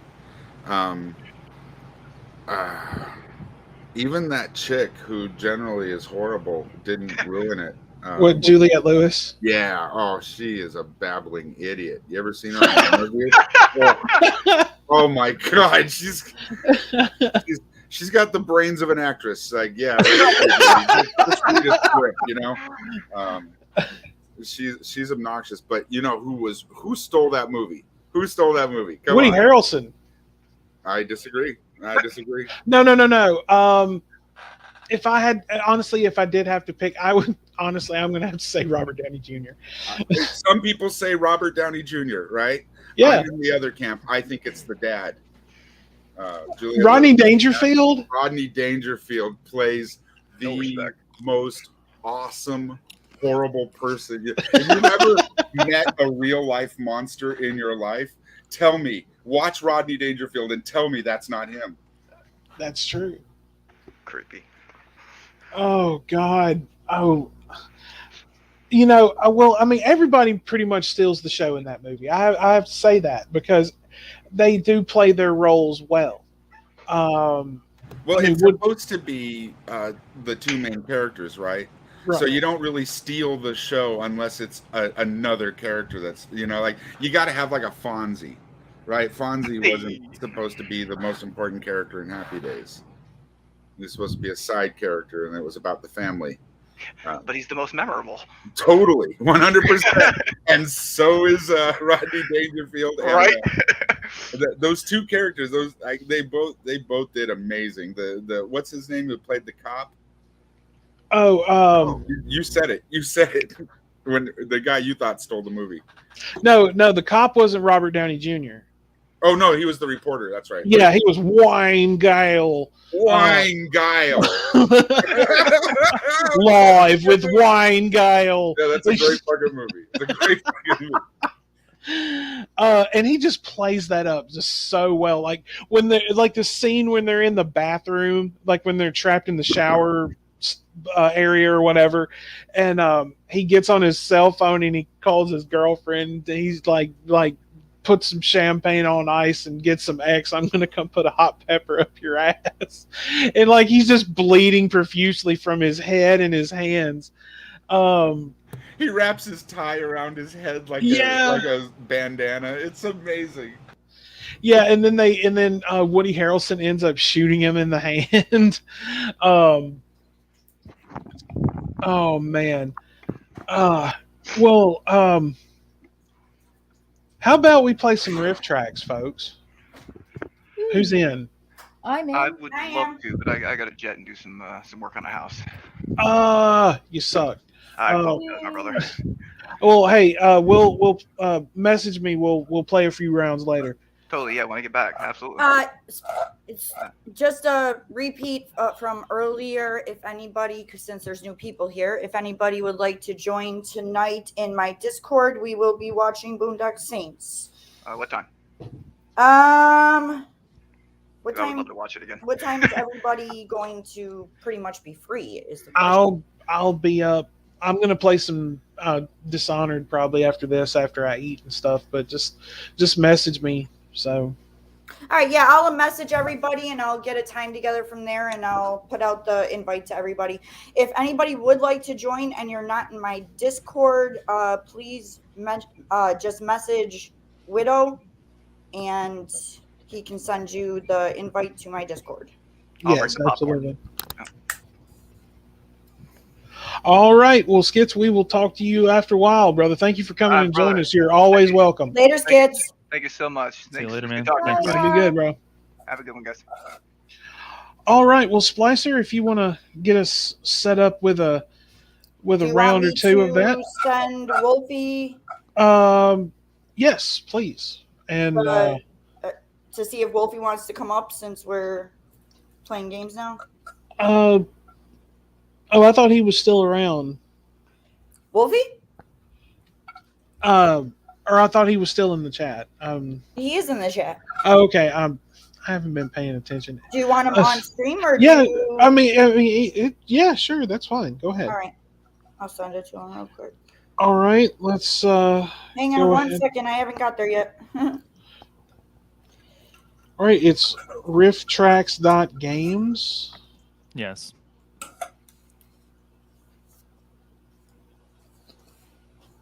And the best code we've gotten so far, probably. Give me 1 second. Trying to get there. Don't forget to kill the mini widow's son in the corner. Yes.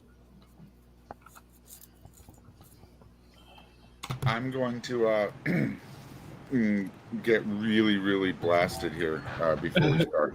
Yes. All right, let me send this to Wolfie real quick. All right.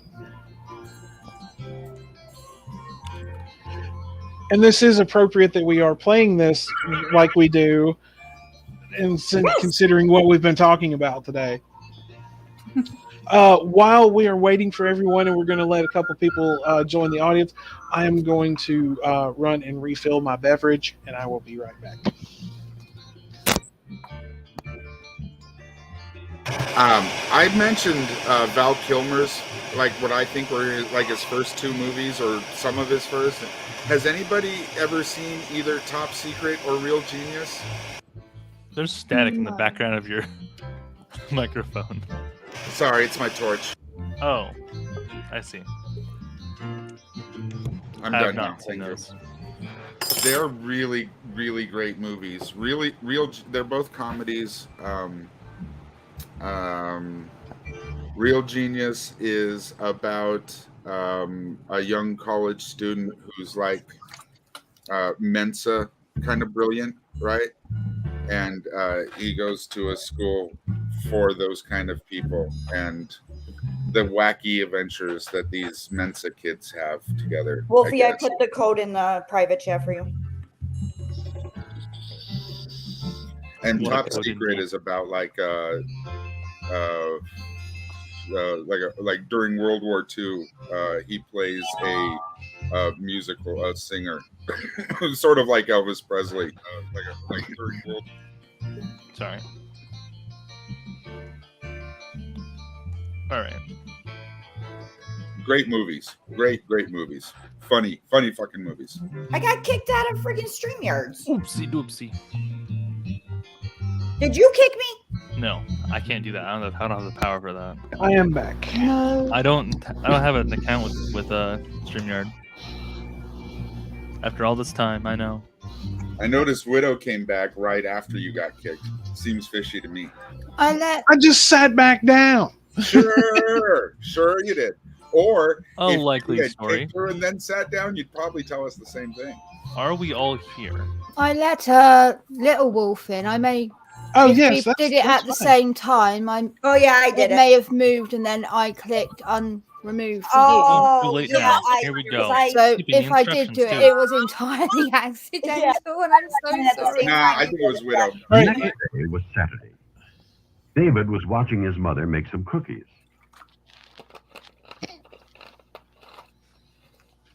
There you go. The next day was Saturday. David was watching his mother make some cookies. Time to bring the funny. Enter your riff now.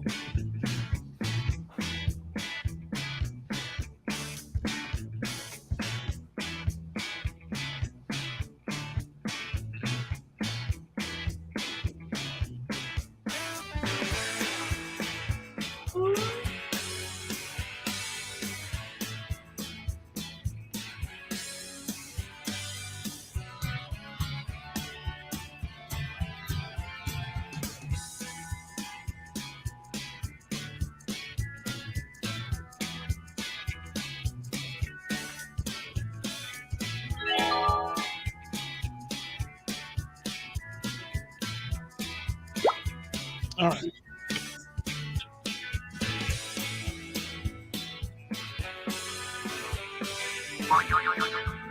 Did you release the code so people can join the audience? Oh, fog. Release the code! Released the code. Release the kitties. Isn't it release the Kraken? Isn't that what he says in Clash of the Titans? Yeah. Release the Kraken. Go, move. Vila's writing her novel, folks. Bruh. Damn it.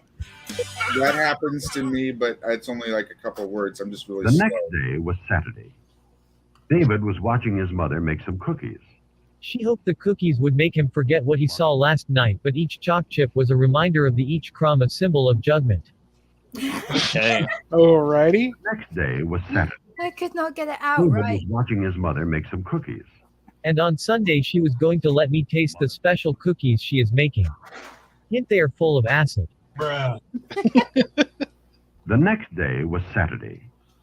David was watching his mother make some cookies. He was trying to figure out how to ask his mom why there were so many guys in her bedroom last night. The next day was Saturday. David was watching his mother make some cookies. Let's see here. It says 2 ounces of hash for 1 large batch of cookies. The next day was Saturday. David was watching his mother make some cookies. But he would have preferred to help with her buns instead. The next day was Saturday. David was watching his mother make some cookies. It says here we need to add the wheat butter too. Time to pick the funniest riff. Vote now.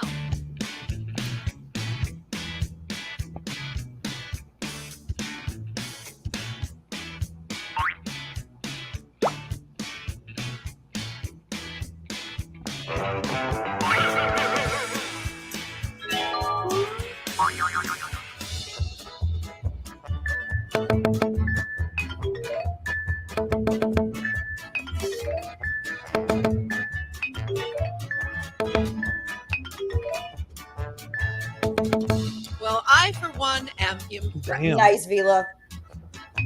Oh, wow. Yay, thank you.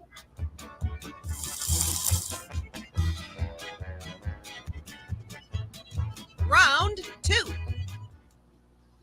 His hands were dirty, and his hair was messy. But Mr. Bungle didn't stop to wash his hands or comb his hair. He went right to lunch.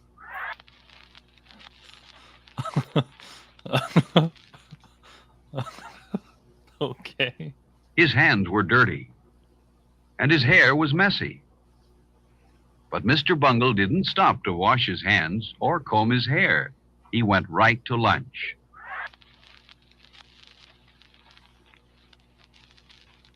It's that time again. Enter your riff now.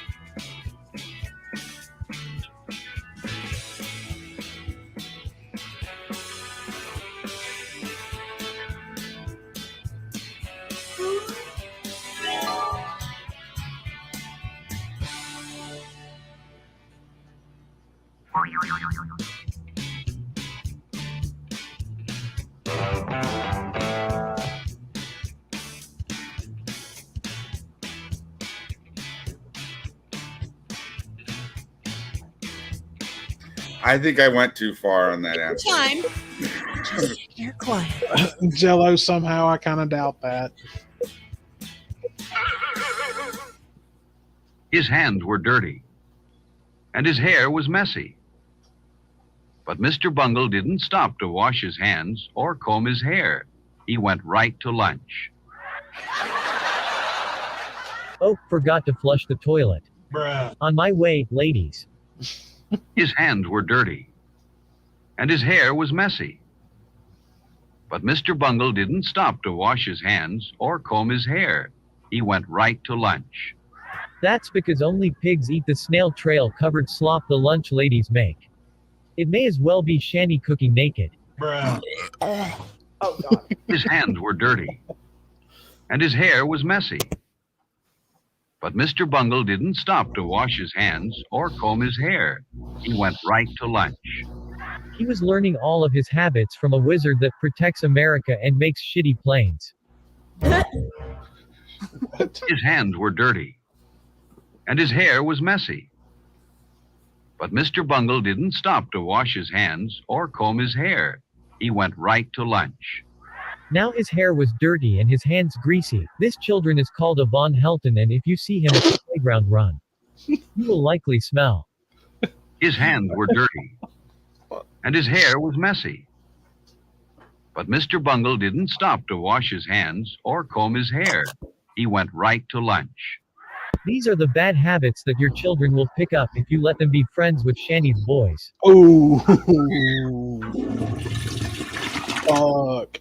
His hands were dirty, and his hair was messy.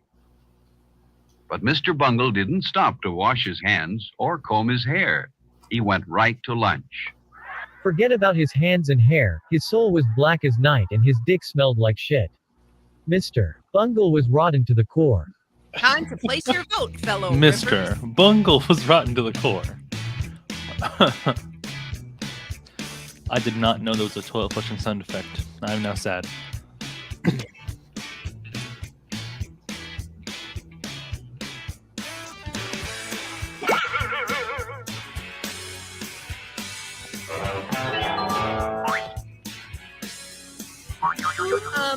Now would be a good time to vote.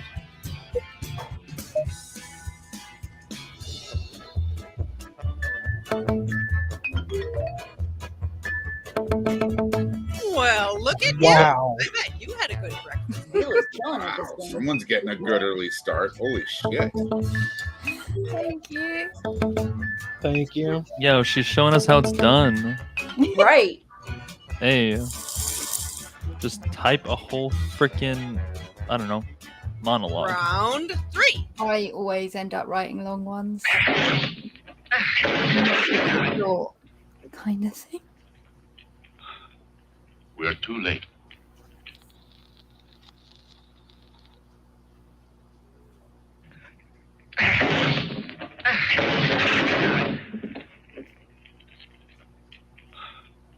We're too late. You've seen the clip? Now enter your riff.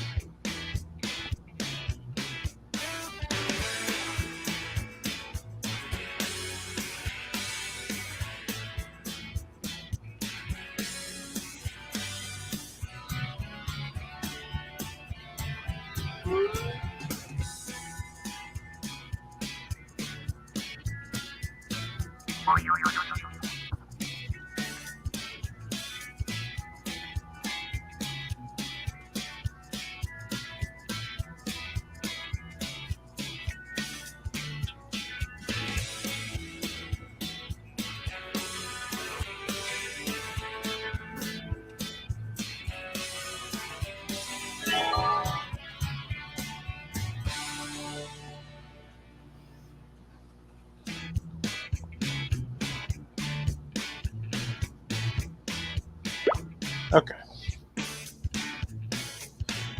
Everyone is so laser focused. I'm eating chips.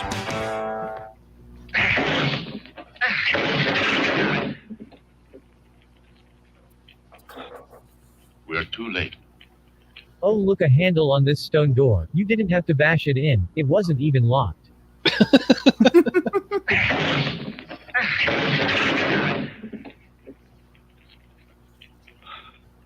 We're too late.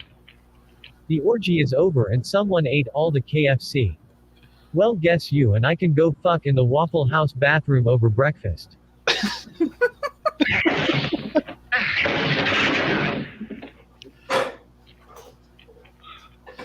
We're too late. Shani has already killed him. Look, his hips are crushed and she's started eating them. Are those messy-haired, dirty-handed things children? Oh, fuck.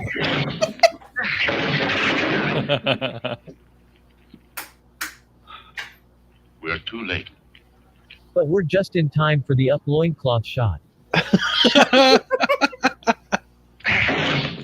Genius. We're too late. No, dumbass, this is the wrong room.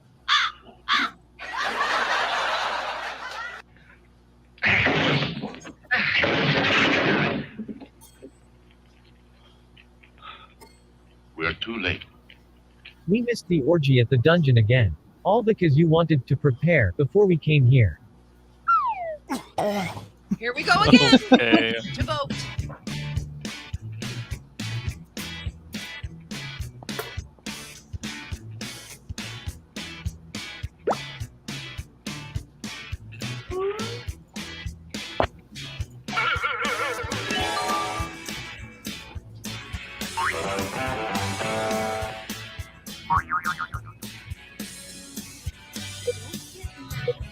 You're almost out of time.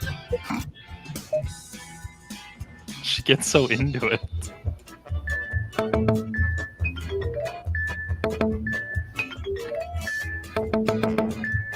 Nice.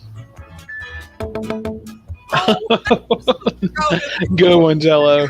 Wow. Thank you.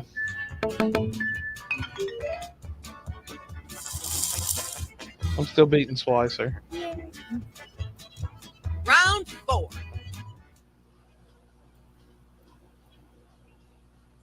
My dolls are fashioned from all walks of life. Now, here's a bride. Isn't she lovely?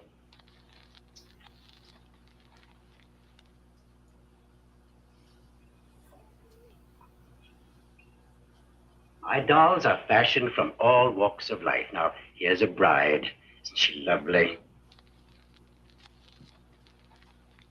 It's go time, Mama Jama. Into your rip now.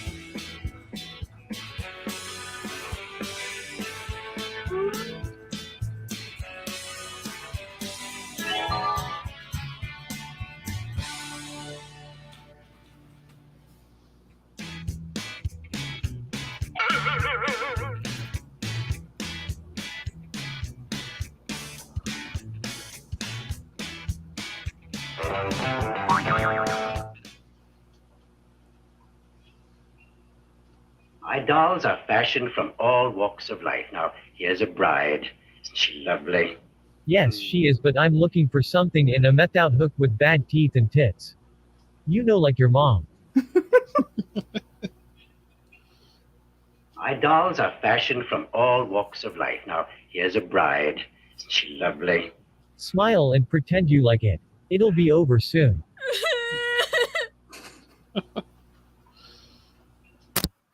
My dolls are fashioned from all walks of life. Now, here's a bride. Isn't she lovely? And this one is a street hooker. Oh, look, this doll hated her daddy. Daddy issue My Barbie. dolls are fashioned from all walks of life. Now, here's a bride. Isn't she lovely? This is likely the closest you'll get to a wedding dress, my dear. Now let's go to my murder room so I can wear your skin. My dolls are fashioned from all walks of life. Now, here's a bride. Isn't she lovely? If you lift up the dress, there is a scratch and sniff sticker in a couple areas to get the young boys into dolls also. Fuck. Get me out of here. What the fuck? That was Jello. Now, here's a bride. Isn't she lovely? Maybe one day I will be a bride. I'm always the bridesmaid, never the bride. Wait, this is the puppet people movie. Oh Got no. your favorite? Vote now. Oh my. That one was not me. Oh, it had to be Splicer then. No, I wouldn't write that, and I can't vote for that in good faith. That was bad. It wasn't me. I wish it was, but it wasn't. Oh my god. The other thing I was going to write instead of what I did was, yes, all walks of life. As long as you're white, pretty, and rich. Oh man, that was something. That was intense. Damn. Champion Riffer. That was Wolf. That would explain a lot.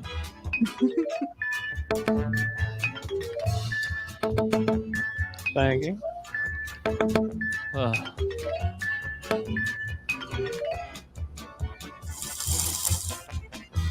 Man, that's quite a lead Villa got.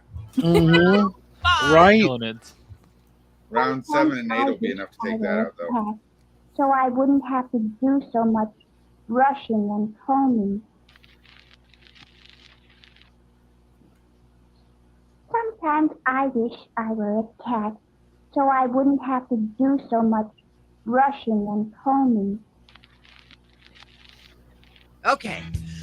Take a deep breath and enter your room.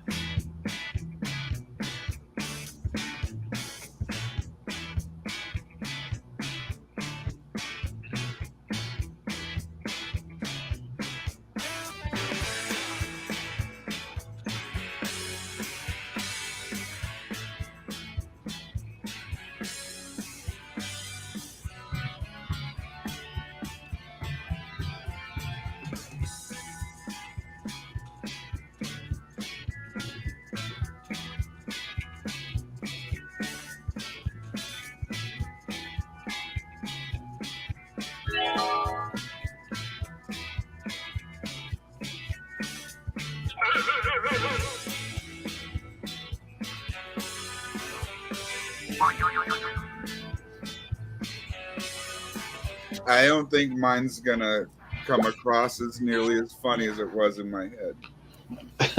I think I'm going to hell. Yeah, I didn't go there this time. I was just like, hey, I see something funny in this picture. Like, the girl's haircut is fucked up. It's what my neighbour would say is a very French hairstyle. Better hurry. Apparently, come on, Splicer. French kids, they do the very high French. I wish I were a cat, so I wouldn't have to do so much brushing and combing.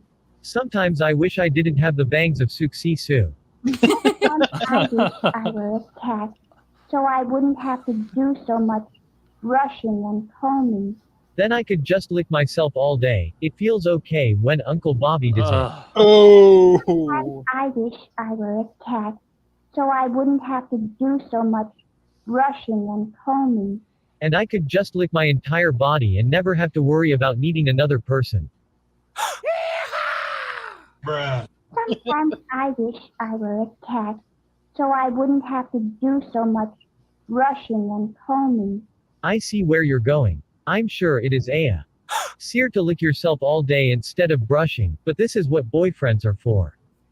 Sometimes I wish I were a cat, so I wouldn't have to do so much brushing and combing. No, just lots of licking and stretching. But that is nothing new in this house when Dad gets to drinking. Sometimes I wish I were a cat, so I wouldn't have to do so much brushing and combing. Yes, you would, but remember, cats have to use their digest to clean everything. Imagine your tongue being used like toilet paper. Okay, we all had a good laugh. Now time to vote. Great use of a toilet flush sound effect there.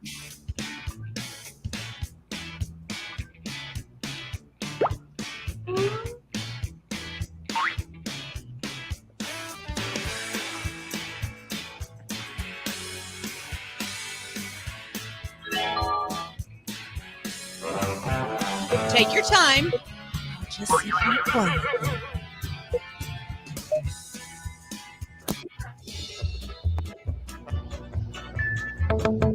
You're doing great. Wow.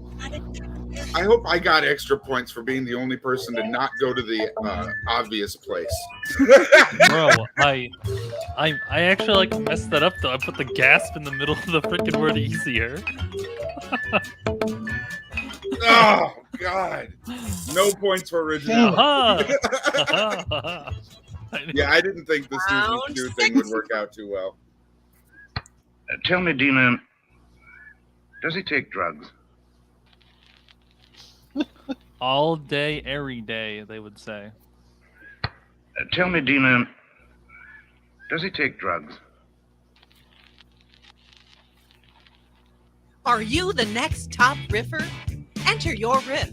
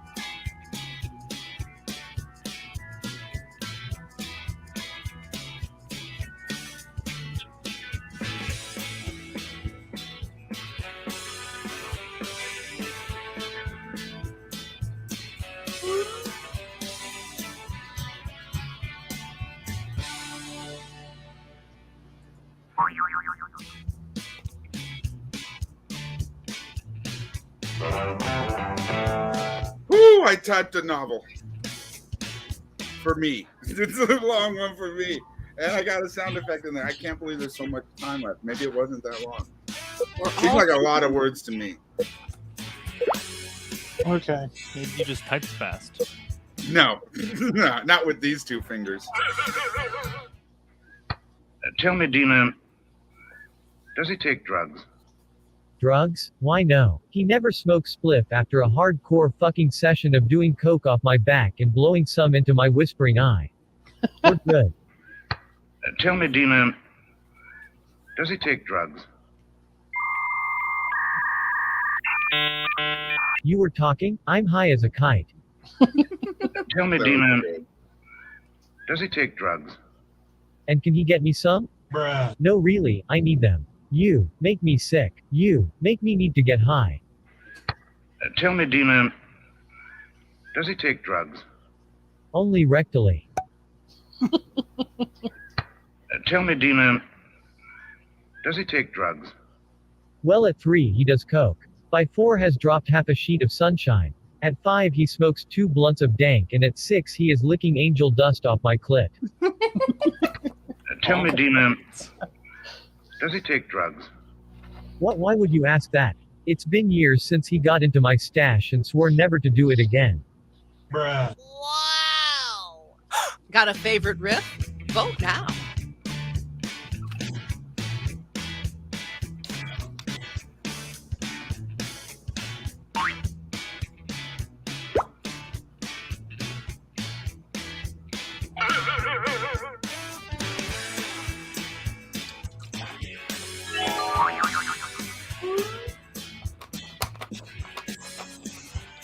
Time's almost up.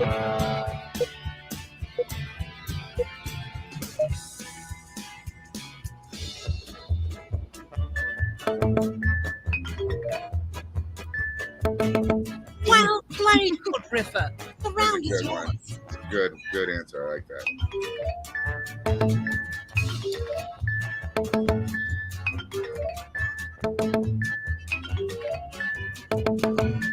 Thank you. Shit. Little Wolf's coming for me. It looks like you intend to keep your lead, though. He's Later coming that for day, you. David's little sister Lori was upset because her crying doll wouldn't cry. Oh, God. Later that day, David's little sister Lori was upset because her crying doll wouldn't cry. It's that time again. Oh, my God. Your riff now.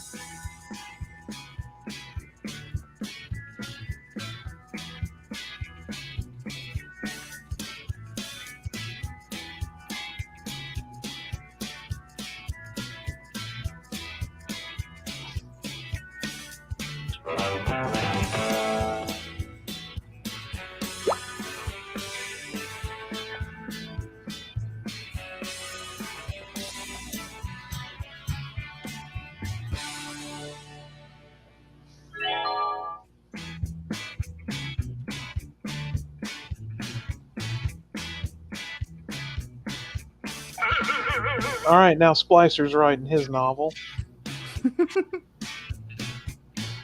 Like, I'm going to outdo Vila. I'm going to write longer.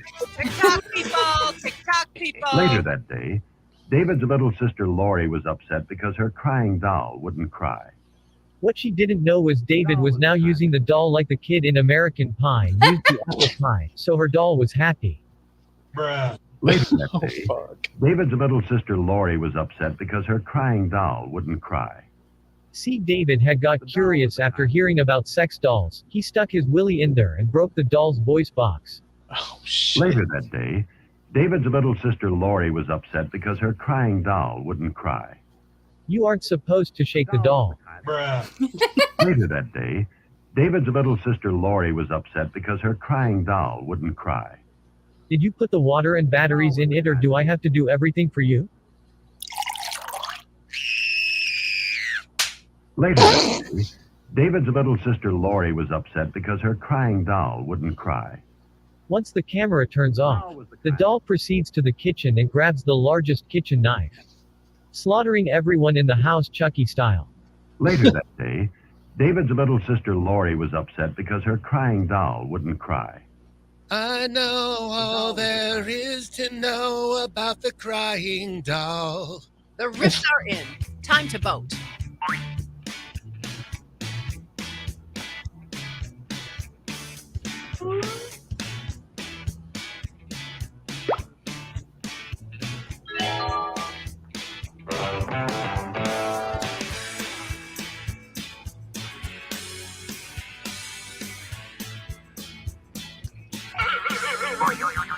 Go, go, go, move, move, move.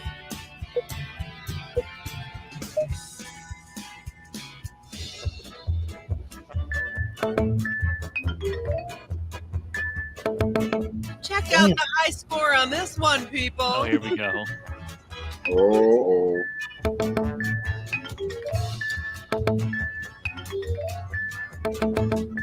Thank you. This is my downfall.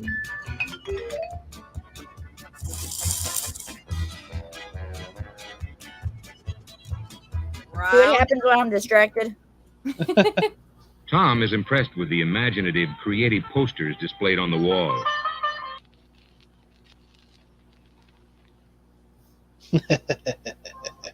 Tom is impressed with the imaginative, creative posters displayed on the wall. Okay. Take a deep breath and enter your riff.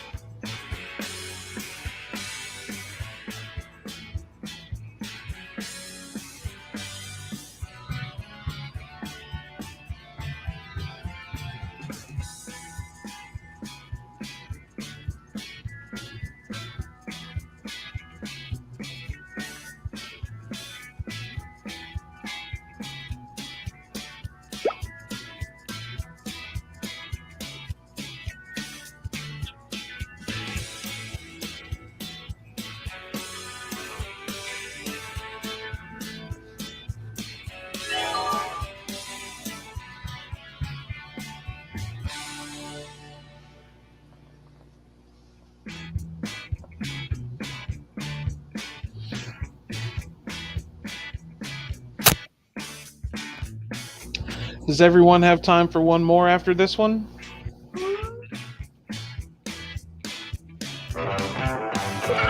Yeah. I don't, unfortunately. Tom is impressed with the imaginative, creative posters displayed on the wall.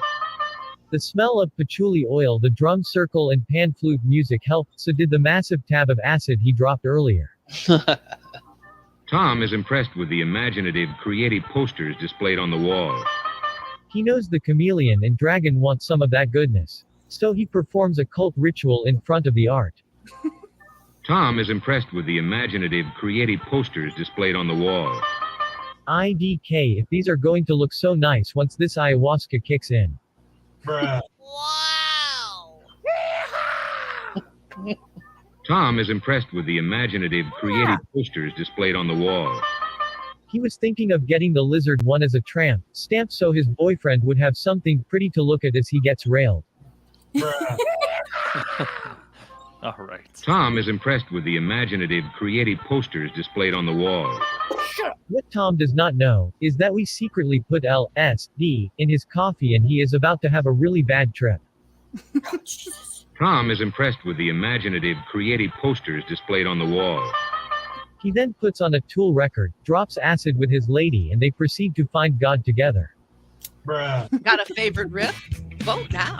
Man, we all went acid. Yeah.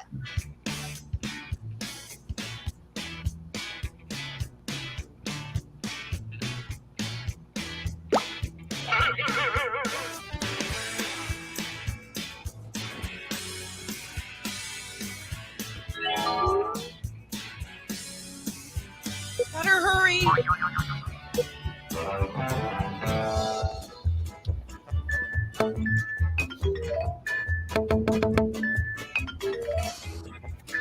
Thank you.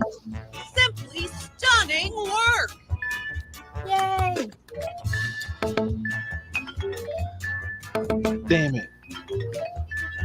Go figure. The one round that I am able to play, I completely suck at. Yeah, that's great.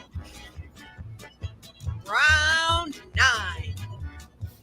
Now the points are getting big. I understand you and the other boys are having a little meeting.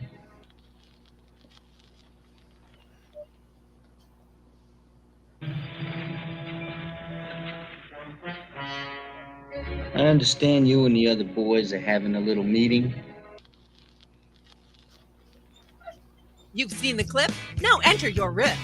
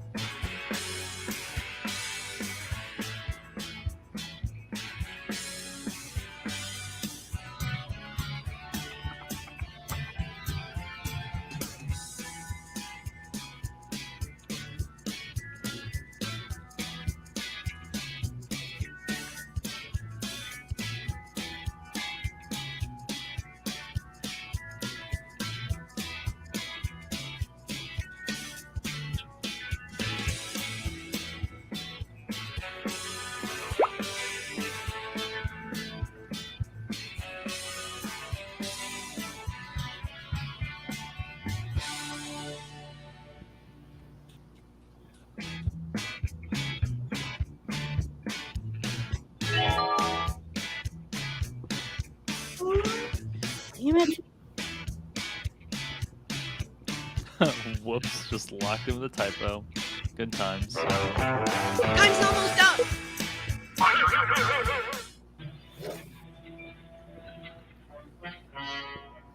I understand you and the other boys are having a little meeting. No meeting. I think that rat bastard Sammy the snitch has been lying to you. BTW, he is working with the feds. That was good. I understand you and the other boys are having a little meeting.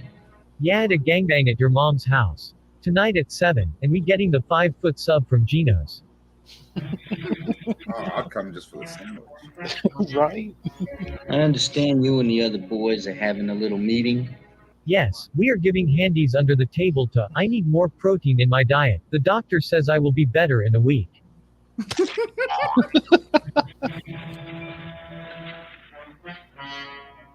I understand you and the other boys are having a little meeting. I mean, it's a circle jerk. But if that's what you want to call it, bruh, you and your friends are welcome to join.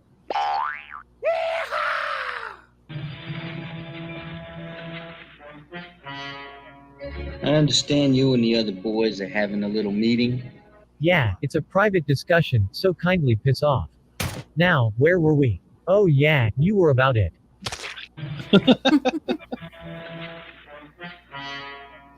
I understand you and the other boys are having a little meeting. How dare you not invite me along, Barry? I thought we were good. Are you ashamed of me? Is it cause of my suit? I'll get a checkered one, I swear. Okay, we all had a good laugh. Now time to vote.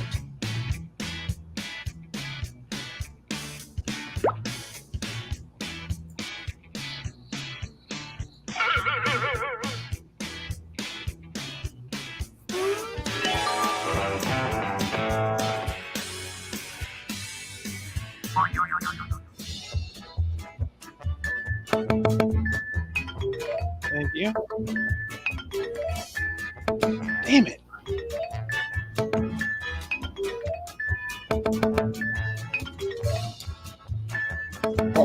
Doing great there. Don't get cocky. No, thank you. That was a lot of points, and I didn't even move up places. It's the final round. It's anyone's game, kind of. Yeah, well, it's pretty Well, well, if it isn't Miss Hippo.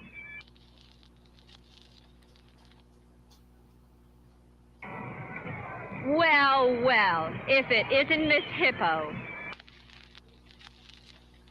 It's go time, Mama Jama. Into your riff now.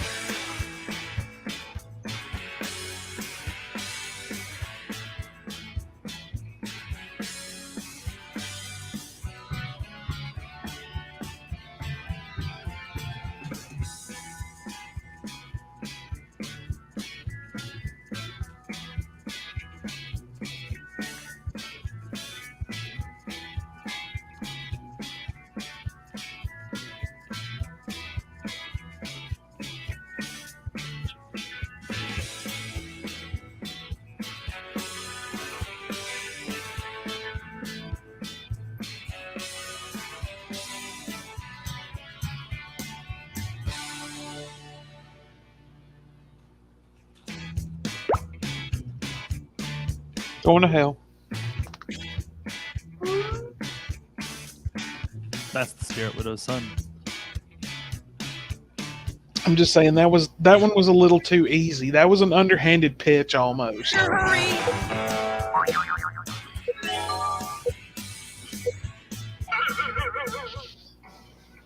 Well, well, if it isn't Miss Hippo. Miss Hippo is based off of Shani for Christ, though we had to scale the size down.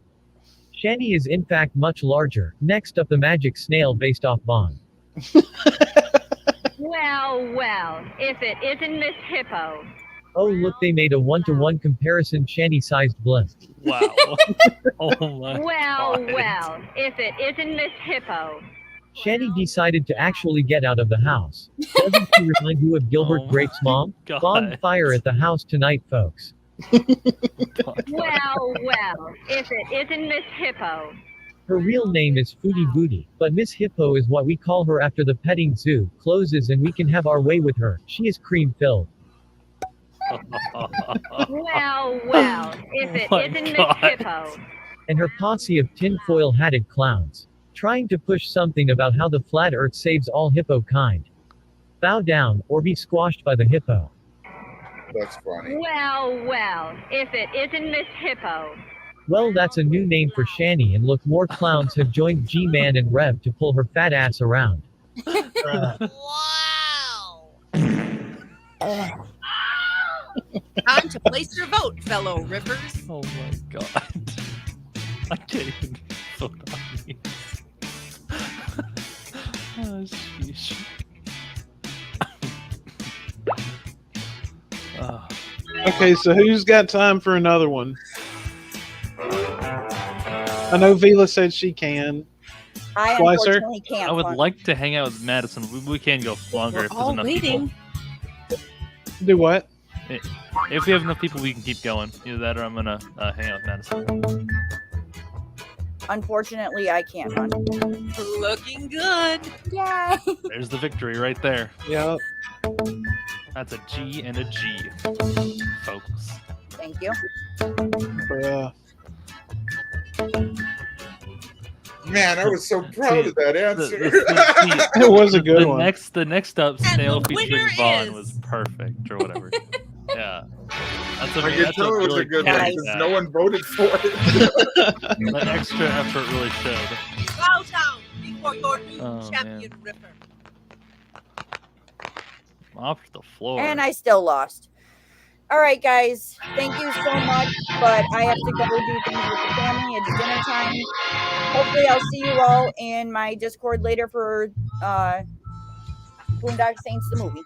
All right. Just message me in a little while, okay, darling? Yep, I definitely will. Love you guys. Love you too. Bye, all. All right, so we do have one space open, so let's see. Hinges on whether or not I'll stick around. Cassius Queen was the wife in car. All right.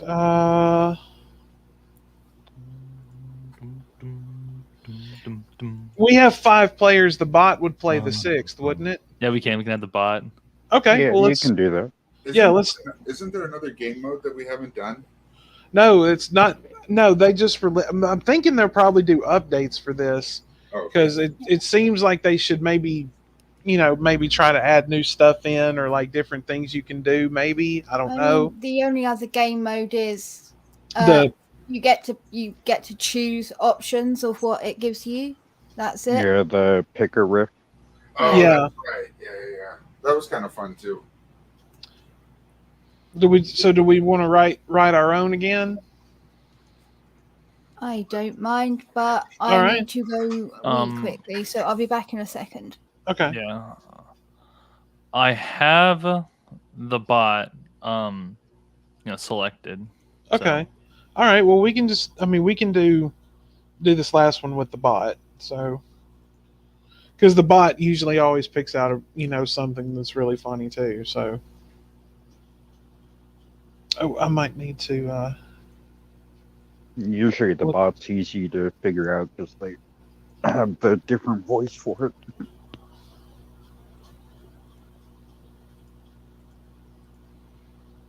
You may share my screen when ready. Oh, I'm just getting the code. All right. You may fire when ready, Lord Vader. So I finally got my new computer. Oh yeah. And I have finally been enjoying Fallout 2077. I got it when it first came out, but I Fallout finally now get 76? to enjoy it. Oh, you mean your OG Fallout? Fallout 2077. The new video game. Fallout 76. No? I mean, the shortcut on my desktop says Fallout 2077. I just. Splicer's like, how did I not know about this? It's the game. Of course, he knew You mean about Cyberpunk? What did I say? Did I say Fallout? You said Fallout. You said Fuck Fallout. me. Yeah, I'm really big. Sorry. Yeah, Cyberpunk. That's a good one. Is there a new Fallout supposed to come out? So. Jello, the code's in the private chat. Oh. So the thing is, right, is that they've just been putting all the resources into Fallout 76, the online one. So there have been rumors of them making a new Fallout game. But you see, Obsidian is very busy and Bethesda's stuck on Starfield. Yeah. So the two people that have ever really made it are busy. I can't get myself to give the. I mean, I played it for like an hour. The What, Cyberpunk? 76, Fallout 76. And, Yeah. Yeah. When did you play it last? Well, no, when it was new, I gave it like an hour. Yeah, and it yeah. was broken. I mean, it is better now. But... I'm sure it is, but it is what it is, though, right? Like, it's still a game you own, right? I guess so. Maybe. So I mean, it's kind of worth playing a little bit. I only put like maybe 5 hours into it. Well, I guess that is everyone. So we've got the bot ready to take. Yeah, the bot will be there. So all right, well, let's go. Well, I think we're waiting on beleive to get back. Oh no, I'm back. Oh, okay. Oh, I was just being really quiet. Yeah, the bot is on, so we'll see what happens. Hello, aspiring riffers. But I've really been enjoying Cyberpunk 2077. A movie clip. Every clip has a spot to write your own joke or riff, as we call it. This. If you're stuck, you can choose round 1. Here she goes.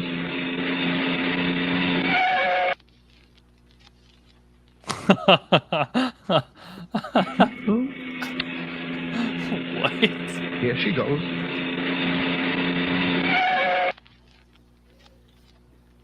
Time to bring the funny. Enter your riff now.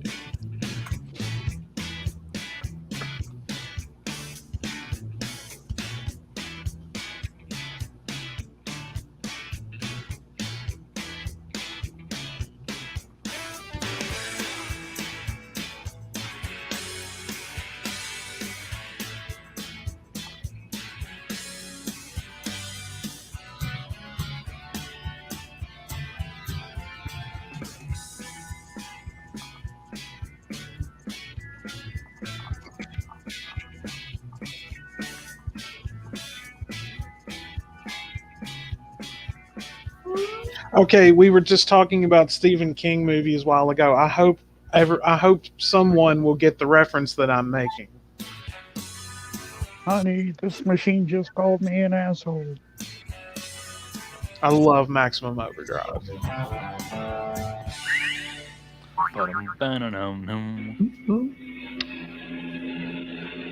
Here she goes. That truck was supposed to get hit by a crop duster near Cary Grant.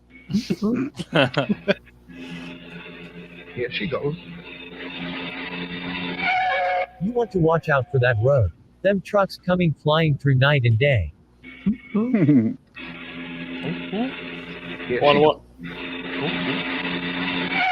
Stupid asshole-mouthed girl didn't look where she was going and got what she deserved. Damn. Damn. You want to watch out for that road. Here she goes. Imagine going out that way, being hit by a tanker truck transporting sperm to the new bank. Here she goes. Gee, man, no.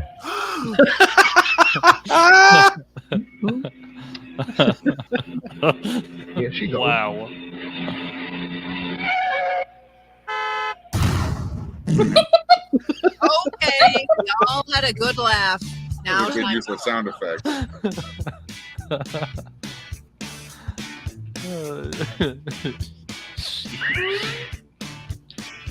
Now I just keep hearing the girls say Curtis over and over. I live just across the road. You want to watch out for that road. Oh my god. Some really good answers. We're all waiting. Maybe I'm really baked and find everything funny. Riff bots.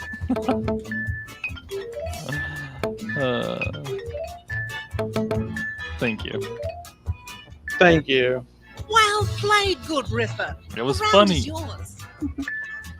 It's a G-Man, Pet Cemetery. no. It's a Pet Cemetery reference. Yep. Yeah, I got it. But there were some really good answers in that. Oh yeah. Then I was trying to Jim time saw a that man explosion. painting a fence. There's John petting a fence. Then Jim saw a man painting a fence. That's nice. It's go time, Mama Jama. Into your riff now.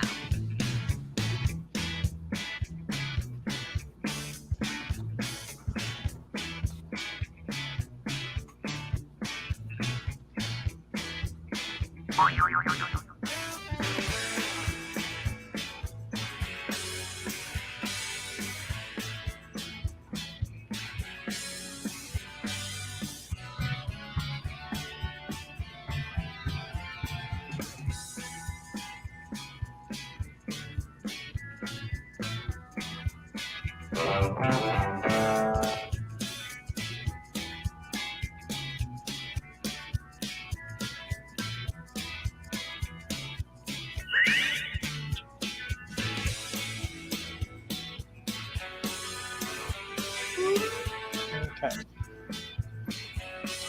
Wolf, thanks for coming and hanging out with us this afternoon.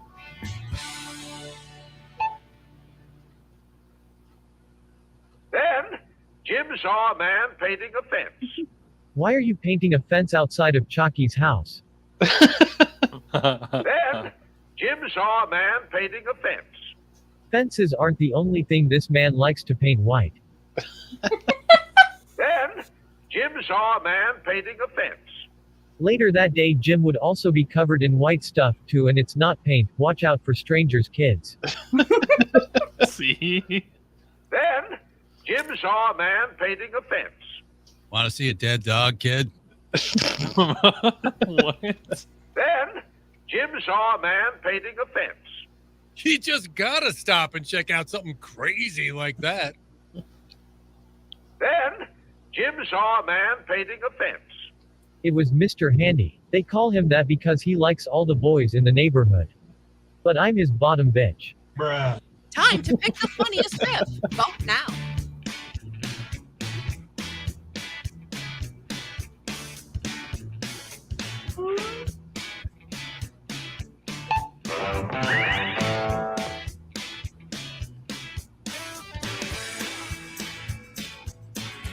Yeah, no problem though. I love playing this game. Go, move. This game is fun. And still, I was so surprised how cheap it was.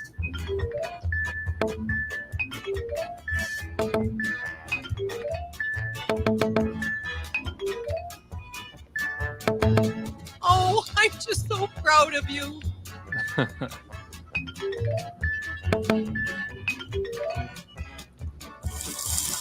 Fuck. Man, that was funny. Round 3. That's all I could think of. I model all my dolls after people I know and like.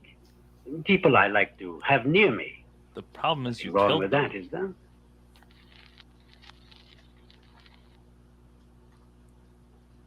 I model all my dolls after people I know and like. People I like to have near me. Nothing wrong with that, is there? It's that time again. Enter your riff now.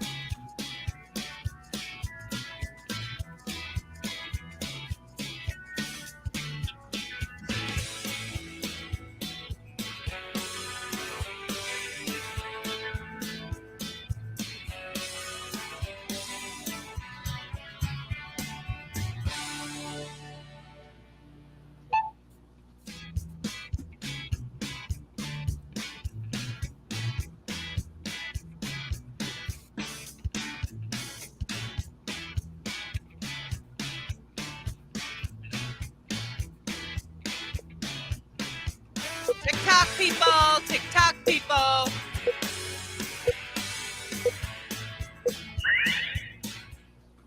I model all my dolls after people I know and like. People I like to have near me. Nothing wrong with that, is there? I heard you make the atomically correct rub the crotch to find out. I model all my dolls after people I know and like. People I like to have near me. Nothing wrong with that, is there? Make any life-size dolls? My son is asking for a friend. I model all my dolls after people I know and like. People I like to have near me. Nothing wrong with that, is there? All of them look like small children. What's next, Skyrim mods? I model all my dolls after people I know and like. That was genius. People I like to have near me. Nothing wrong with that, is there? Buddy, if there is, I don't want to be right. I model all my dolls after people I know and like. People I like to have near me. Nothing wrong with that, is there? No, the problem is the kidnapping, drugging, and using parts of their body to make the dolls. Now give me back my penis, doctor can reattach. I model all my dolls after people I know and like. People I like to have near me. Nothing wrong with that, is there? You guys have dolls of your friends too, right? Got your favorite? Vote now.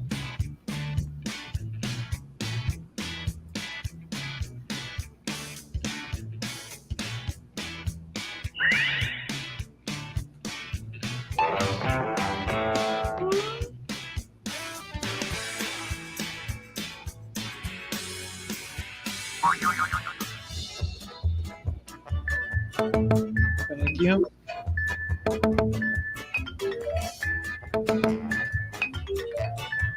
Damn it. Looking good. It's a good answer. It's a good answer.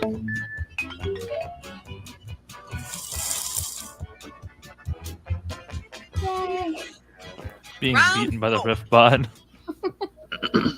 You ask about drugs? I know nothing about drugs.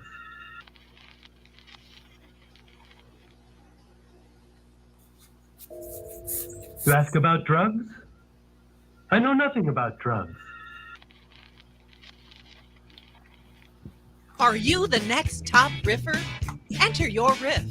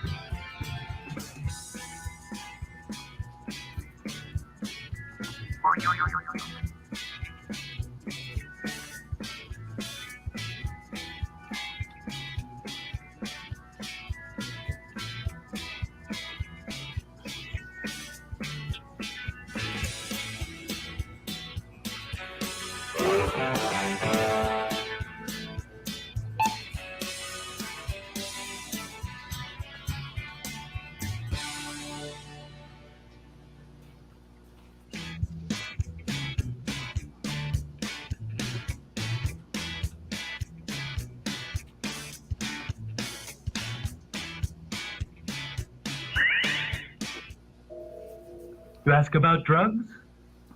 I know nothing about drugs. That's what they all say, Diego. Now where are the drugs? Me and the fellow off-duty officers need a hit. You ask about drugs? I know nothing about drugs. Doug, I said, Doug, you know the man I found you elbow deep in? And you know drugs, you were stealing the stash from his ass.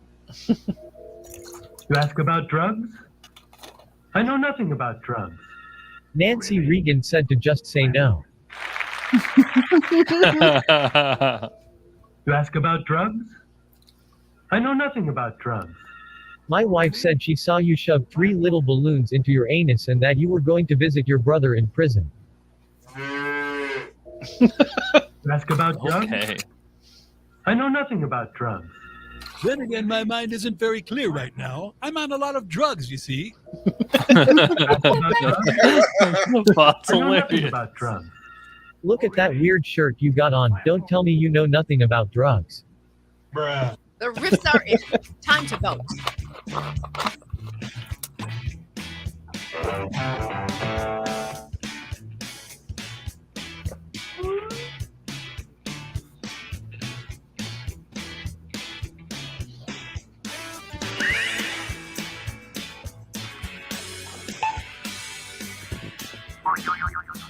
I'm on a lot of drugs, you see. That was a good. Thank you. Riffbot's gonna do well this game. You're doing great. Let it into your head. Even if I think the bot did good, I just don't vote for it. Damn it. I can't lose the splicer. You can listen to the bot, though. I don't care. Just then, something very strange happened.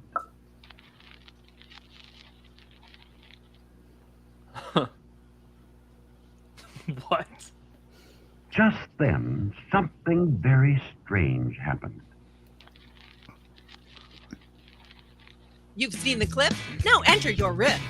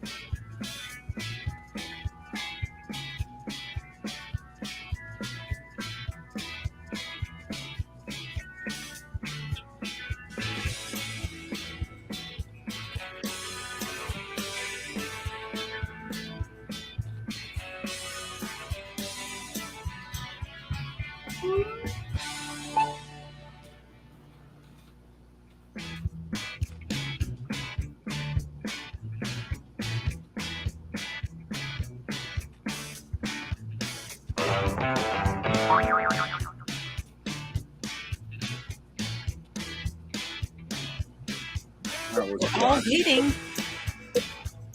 We're all eating? Is everybody eating? No, I'm right here. Just then, the game said we're all waiting. Strange happened. The game told me we were all The eating. elephant and the owl made Billy think of the lunch lady, and he wondered if her box was as big as the one next to him. Did we all name the kid Billy? I named the kid Billy too. Very strange happened. Me too. The acid kicked in and the owl started talking to Billy. Bruh. Just then, something very strange happened. Little Billy started to see the He was aroused. See, Billy had masturbated and now was a sex fiend. Just then, something very strange happened. A naked man claiming to be a priest came out nowhere and scooped the boy up and ran off. Wow. Just then, something very strange happened. His penis got hard for the very first time, and he was confused to the point of hallucination. New urges? Let's ask Mom for a demonstration. Just then, something very strange happened. David found himself the subject of an educational short. Time to place your vote, fellow rippers. He looked like a Billy, right? Yes. Yeah. Three freaking ones about Billy.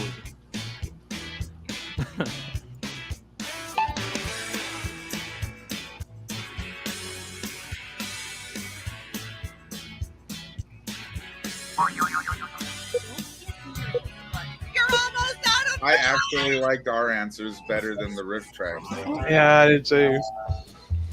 I oftentimes vote for the rifftrax answer. I'm not gonna lie. If it's funny, I'll vote for it. Do Damn. Hockey. Sex fiends. Well, we've all lost. These are the early rounds. If she doesn't do well round 7 and 8, you know what I mean? Yeah, you can't just give up this far into the game. It's when I don't do well at round 6 and 9, that's when you got to worry. How are you feeling? Bitch, how do you think I'm feeling?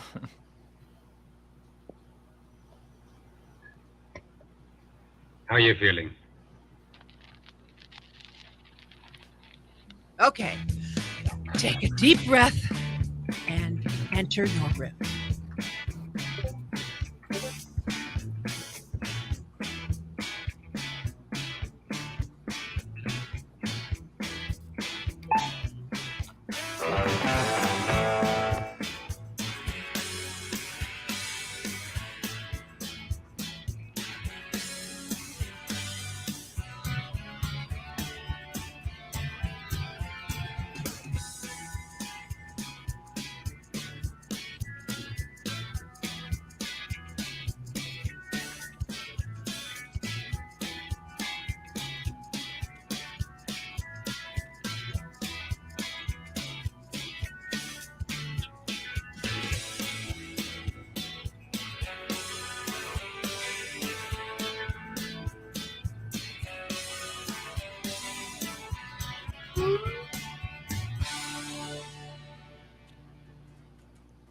Man, there are so many bots today. Yeah, I don't get it.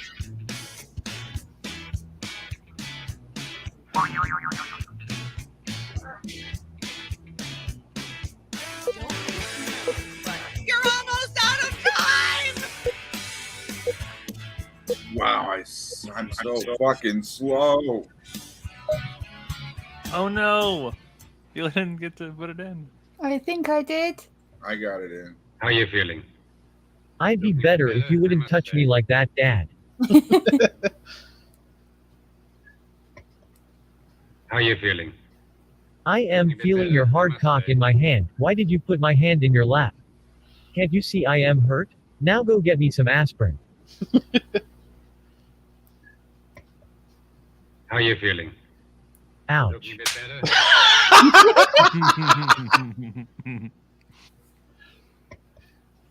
How you feeling? I was never hurt. Why are you doing this? How you feeling? You're lucky to be alive. You shouldn't have taken on the Punisher, Karate Kyle himself, the legend Von Helton. Oh, you now have incurable bacterial infect. How you feeling? Well, I took a bullet in the ass and then your cock, and your wife hit me with a wrench. I'm fucking peachy, you sick bitch. Bruh. Here we go again. Time to vote.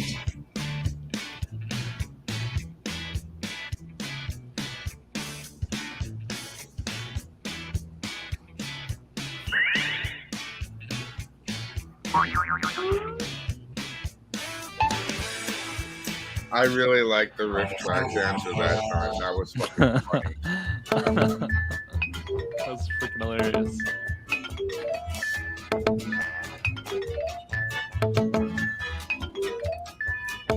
Thank you. Well, I, for one, That was just too damn good. Yeah, that was fucking great.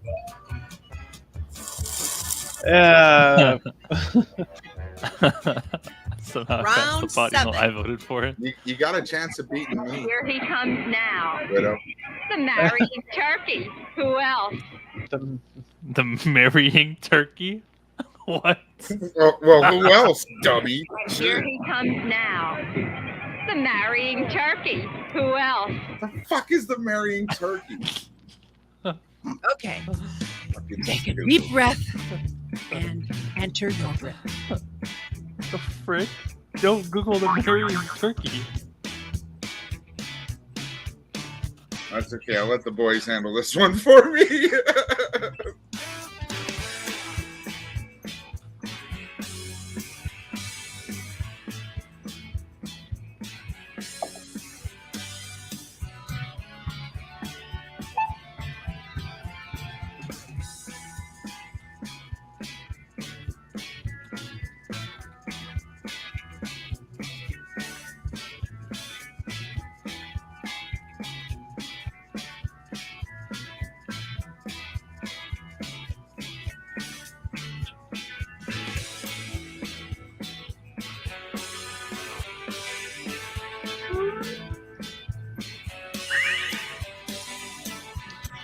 All right, Splash. There we go.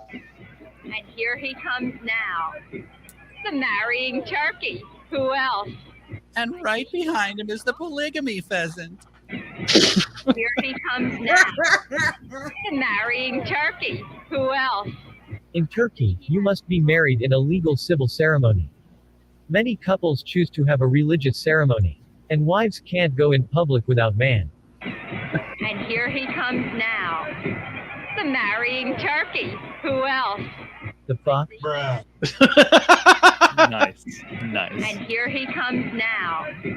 The marrying turkey. Who else? I don't know, Adley Stevenson? What do you want us to say, lady? And here he comes now. The marrying turkey. Who else? He is Mrs. Hippo's husband. See, he has a graduation hat on, but it's from the School of Hard Knocks, like the ones Mrs. Hippo gives him. And here he comes now. The marrying turkey. Who else? This is the offering we make to the evil cunt demon Shani. We ask no more snail trails and damaging farther tornadoes. Got a favorite riff? Wow, that wasn't like me being psychic. I meant the one before it.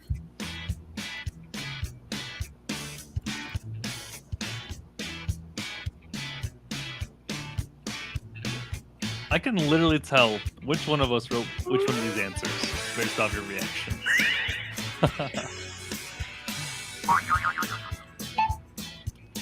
Strategic voting. Now would be a good time to vote. Yeah, I thought about that a while ago, and I was like, it really doesn't matter if we vote for the funniest one. It doesn't really matter even if we know who. Thank you. You know what I mean?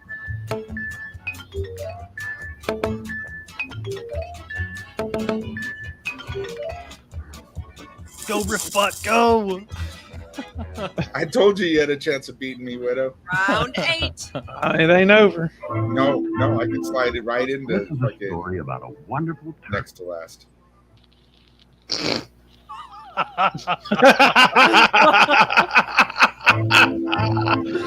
This is a story about a wonderful turtle. Oh, shit. No time into your riff now.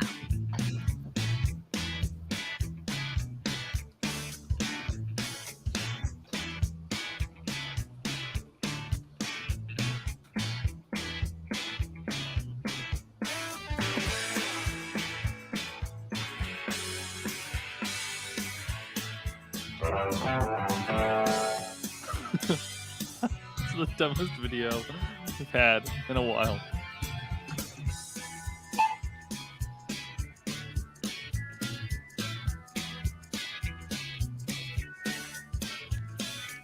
The animators knew what they were doing.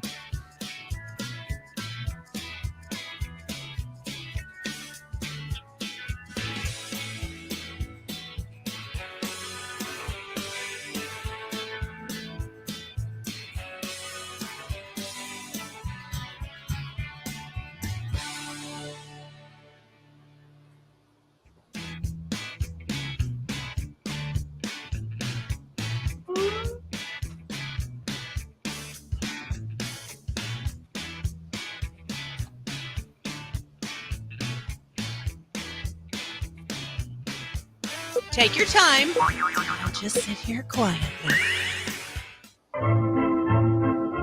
This is a story about a wonderful turtle. Hello, ladies. This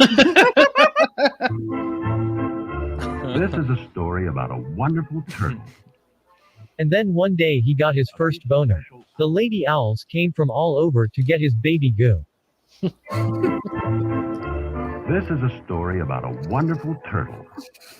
Billy's turtle Dot and its first adventure poking out the shell. Oh look, it's the marrying turkey's cousin, the slutty owl. Nice. This is a story about a wonderful turtle. Life before Tootsie Pops. This is a story about a wonderful turtle. That owl knows where that turtle is going. And he likes it. This is a story about a wonderful turtle. Who lost his way as a teen and became a mutant. Here we go again. Time to vote. That was good, but I didn't like the rifftrax answer as much as people's answers right now. We have some good answers there.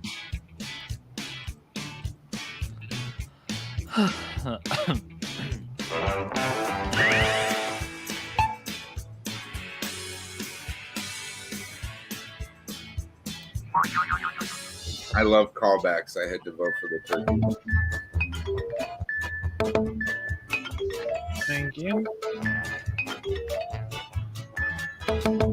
Check out the high score on this one. Should have known. Good answer. Simple and to the point.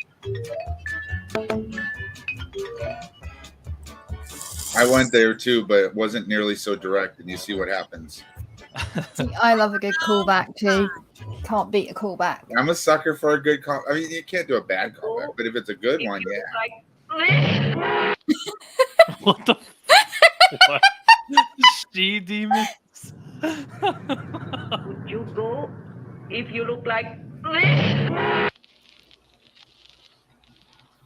It's that time again. Enter your riff now.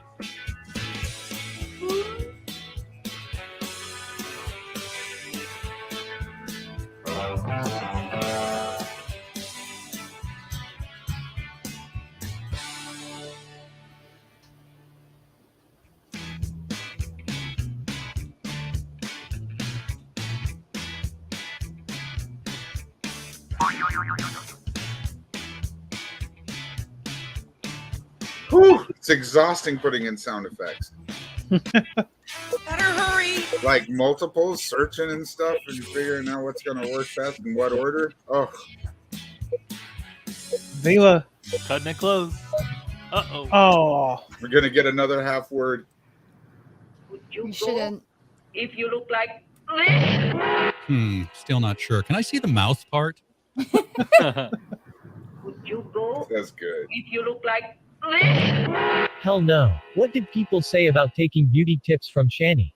No, you look like the burnt drug-filled corpse of a hobo. Would you go? If you look like. Pussy is pussy. Let's get it. Would you go? If you look like. Well, if you take out your fake eye, the party could take turns skull fucking you and we could charge 25 cents a load. We will be rich, cause people sick. Would you go? If you look like. Well, that's it. Now my dick is just for show. All right, Splicer. Would you go? If you look like. I went down on Shani for Christ and Reverend. She sharted during. I got a flesh-eating virus. Run. Okay, we all had a good laugh. Now time to vote. Oh my god.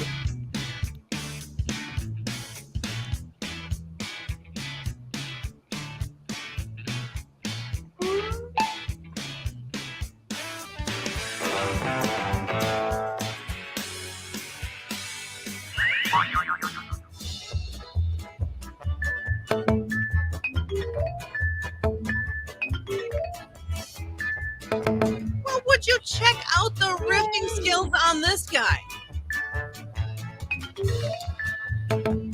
Thank you. Let's get it.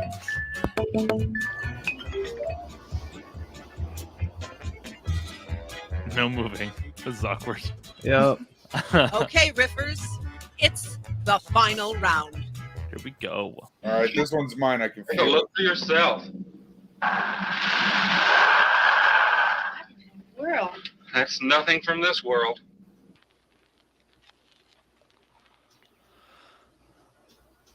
Trouble?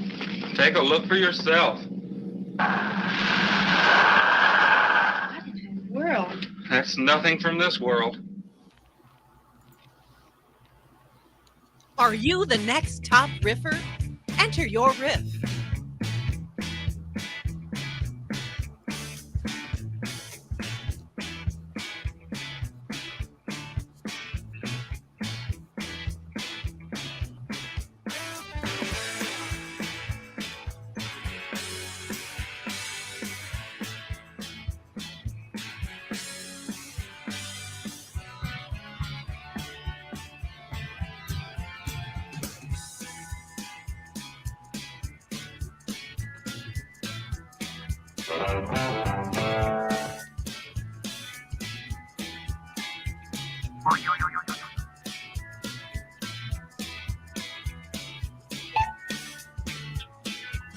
I was kidding about that. This is mine. I can feel it. Although I think I squeezed out a pretty good answer. In the nick of time. Nah, lots of time left. Vila's writing her memoir, folks. She wins with her memoirs, though. Right. I couldn't think of a good one for Take this. a look for yourself. Genuinely couldn't. I was going to go for a Von Helton joke. That's nothing from this world. Obvious. It's Fanny and Raph. They've taken to the streets. Trouble? Take a look for yourself. World? That's nothing from this world. Actually, it's the new delivery system for DoorDash. They have to just drop the food in the whale's mouth. Take a look for yourself. World? That's nothing from this world. Oh no, aliens are real? What else have they lied about the Earth flat? Trouble? Take a look for yourself. World? That's nothing from this world. Did you just actually me? Trouble? Take a look for yourself. World? That's nothing from this world. This airliner has amazing tea service. Trouble? Take a look for yourself. World? That's nothing from this world. Does that sticker say Millie Ways? Our riffs are in. Time to vote.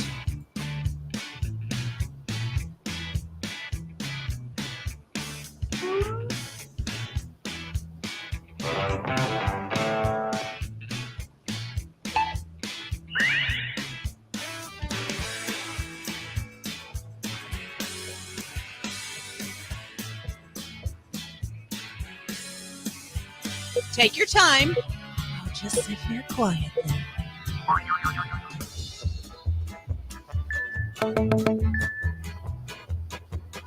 Thank you. Might be a champion riffer in the making. Here we go.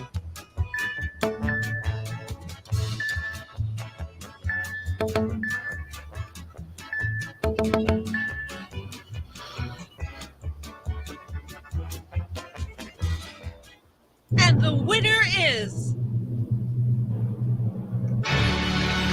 Wow. It's a victory. Yes. Yes. There can only be one. Yes. Top riffer. Oh my God. I did end up beating Jello. Barely. Even with the multiple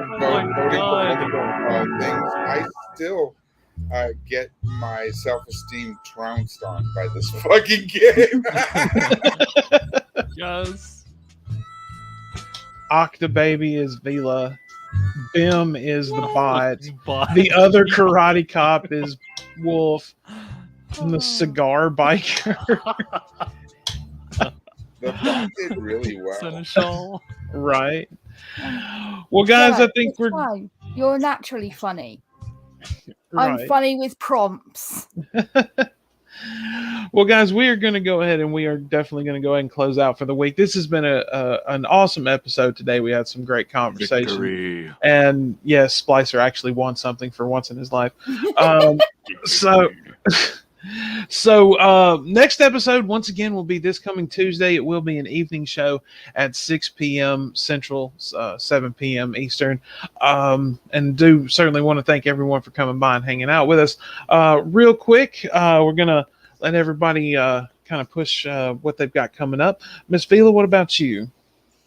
On Wednesday, I'm doing my usual thing. I'm going to probably read some stories and play another and do that, and I might do a dedicated day to the council game that I've been doing. It's got a storyline and people are starting to like. I love that game.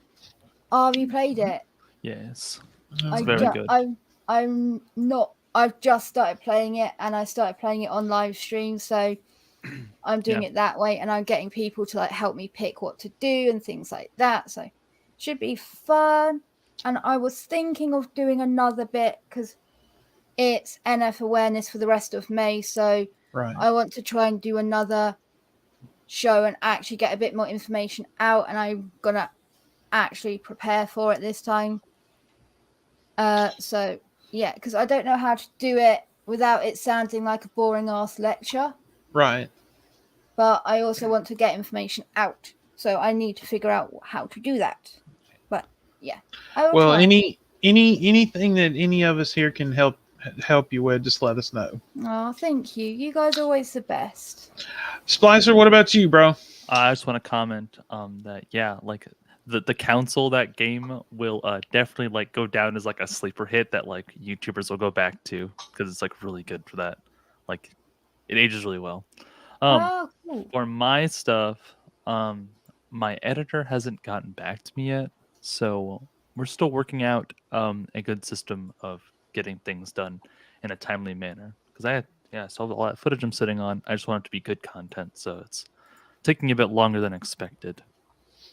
All right. Well, certainly, please keep us up to date with that in the Discord and let us know how everything's coming together.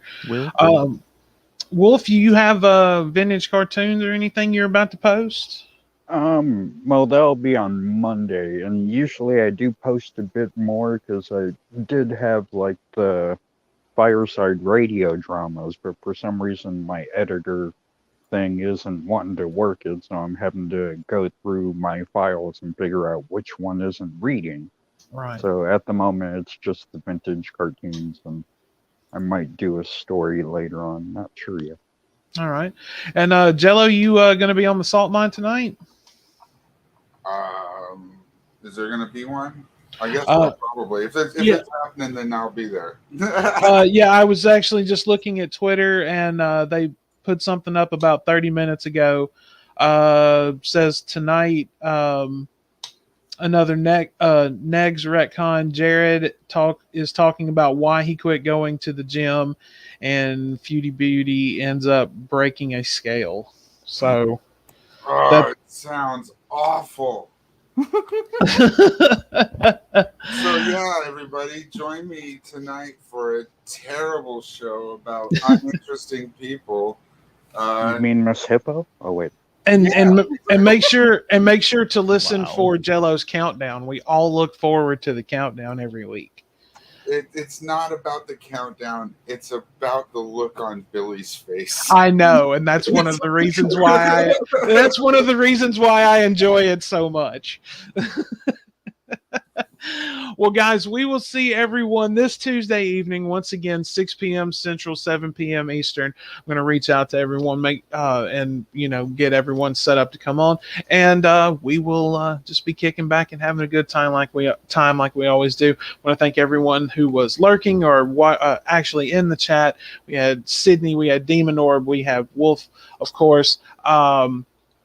And loads of interesting bots today. So yeah, right. I mean, it was a pretty interesting afternoon. But yes, thank you all for joining us today. And indeed.